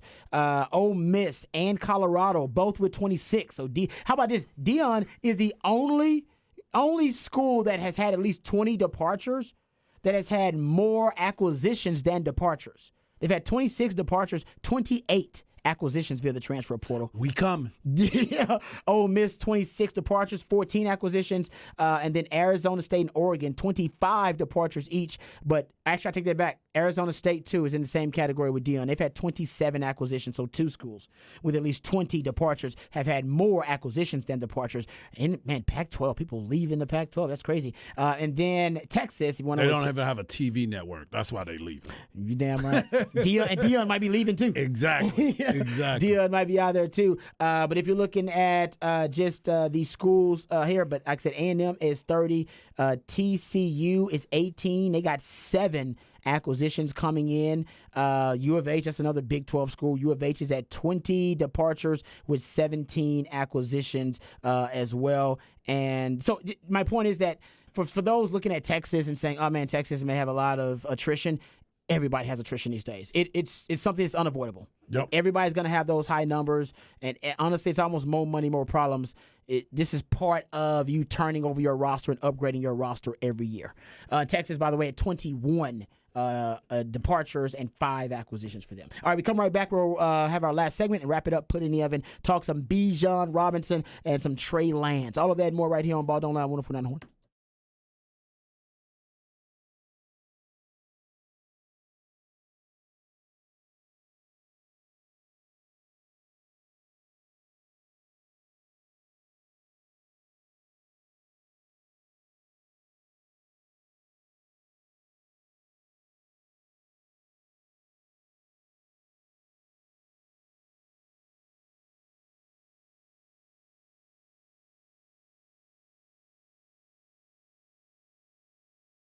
Mike Harsh here, and I want to talk to you about my friends over at Pest Wranglers. PestWranglers.com is where you need to go for your pest control need. Pest Wranglers is locally owned. It's a small family business that has been around since 2006. You know when that was, national championship time, baby. Its basic principle of great customer service leads to happy customers. The company was started for those that really was tired of the big companies that didn't know how to treat their employees or their customers right. You know, if I'm working with them, that it has to be done the right way. Pest Wranglers service most of the Central Texas area, and if you are needing help with mosquitoes, termites, rodent control, inspections for residential or commercial properties, you know that you also have ants that are starting to pop up every time it rains, reach out to my friends at Pest Wranglers and give them a call at 512-670-7808 or go to the website at PestWranglers.com. Pest Wranglers won't even make you sign a contract because they believe in keeping their customers happy. And if you're a happy customer, you're going to continue to have them come back. So they get 5-star ratings on Google, Yelp, and Angie's List and all referral sites. Go to PestWranglers.com. And my pest of the week just happens to be in Oakland, Alameda County. And the Oakland A's have had a possum living inside their walls since last season. Matter of fact, the visiting teams can't even go into the right press box because they have to go somewhere else because that pest might be coming through those walls. Now they can't travel to Oakland, but they can travel to you. Go to PestWranglers.com.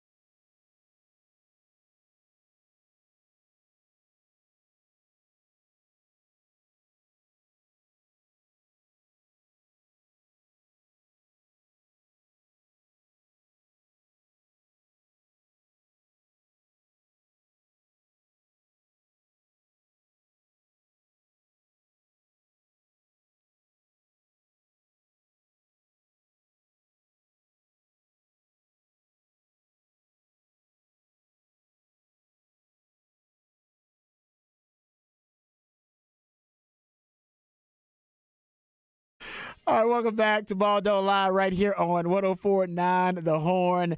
Last segment of the show, midweek movie music edition of Ball Don't Lie on 104.9 The Horn. That's when Patrick takes songs from a soundtrack that inspired him, plays those songs for us, and based on these selections, Harge and I are supposed to gather clues and hints that lead us to the featured film of midweek movie music. And today, it's all and Harge has not seen The Big Lebowski, but it is The Big Lebowski, and he tried his best to get one over on us and go the whole, well, not the whole show, but damn near the whole show, 3+ hours, and not reveal that he has yet to see The Big Lebowski. That's very true. And we did have a texter. Female listener number 1 makes a good point. She said it's one to watch, so for the pop culture references, they'll make more sense to you. Okay. That's a good point. There are a lot of Thank random you. pop culture references from The Big Lebowski thrown out there. I mean, just the dude in general. It is right to do it in general. That's He's true. he's kind of like a Matthew McConaughey-esque character. Oh, no doubt. You'll have that stuff and you'll be like, oh, I get that more about him. Yep. Just in general. I agree with that 100%. Someone says, Master Gardner says Groundhog Day sucks. Talking about random comedies that you just don't get. See, you ain't got to get all the random comedies. It's okay. You got to get them all. You ain't got to get them all. It's all right. But Big Lebowski, for a lot of people, is considered an iconic comedy. All right, before we get out of here, I want to talk a couple of about NFL topics. Maybe we just got time for one NFL topic. We can get to the others tomorrow because they're draft day related topics. But there's this Trey Lance story out here, gentlemen. And usually we're not talking about, West Coast football stories, but it's got a connection, all right, to the Houston Texans and actually to the former Love Your Blue Oilers as well, the Tennessee Titans. So the latest, and I got it from Ian Rappaport, and Pro Football Talk has it as well, but I believe Ian Rappaport was the first one to throw this out there. So he tweeted, sources, the 49ers have received inquiries from several teams looking into a potential trade for number 3 pick quarterback Trey Lance. The conversations have been the result of San Fran fielding the calls, not making them, by the way, fielding the calls with teams aware that Brock Purdy is likely the future starter for the 49ers. I'll give my man Patrick some credit because about a month ago, he hypothesized the theory that the Texans may not go quarterback at number 2.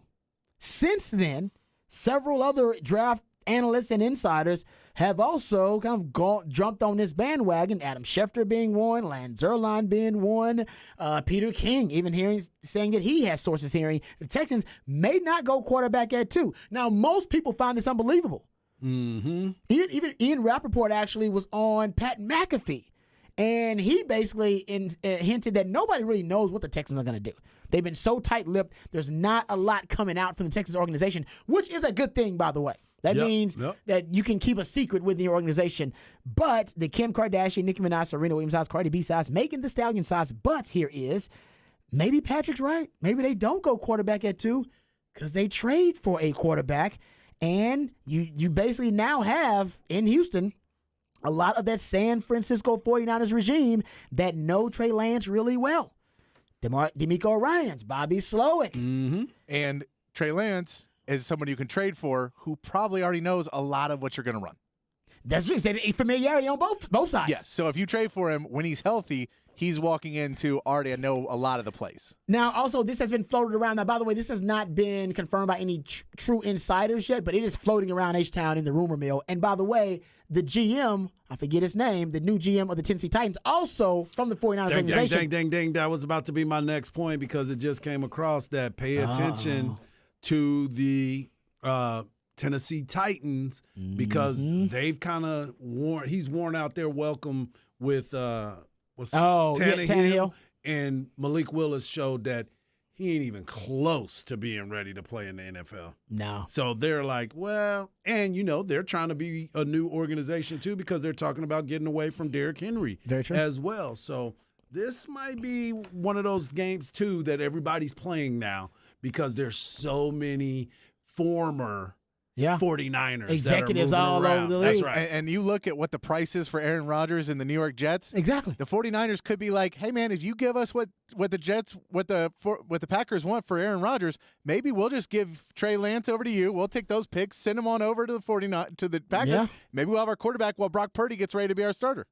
That's a great point, he's coming man. off of that injury. This is not the last we're going to hear about this story, man, because this thing's got a lot of layers. All right, gentlemen, great job today. I want to thank Patrick. I want to thank my man Harge. I want to thank Sam Khan for coming on with us as well. And thank all of you guys out there for listening and participating. Remember, the revolution will not be televised. We'll be talking about it right here on Ball Don't Lie. We love you guys. We mean that. Take care of yourselves, but more importantly, take care of each other. Craig Way, the voice of the Longhorns, and Coach Ty Harrington coming up next with Texas Baseball. Don't go anywhere. Peace.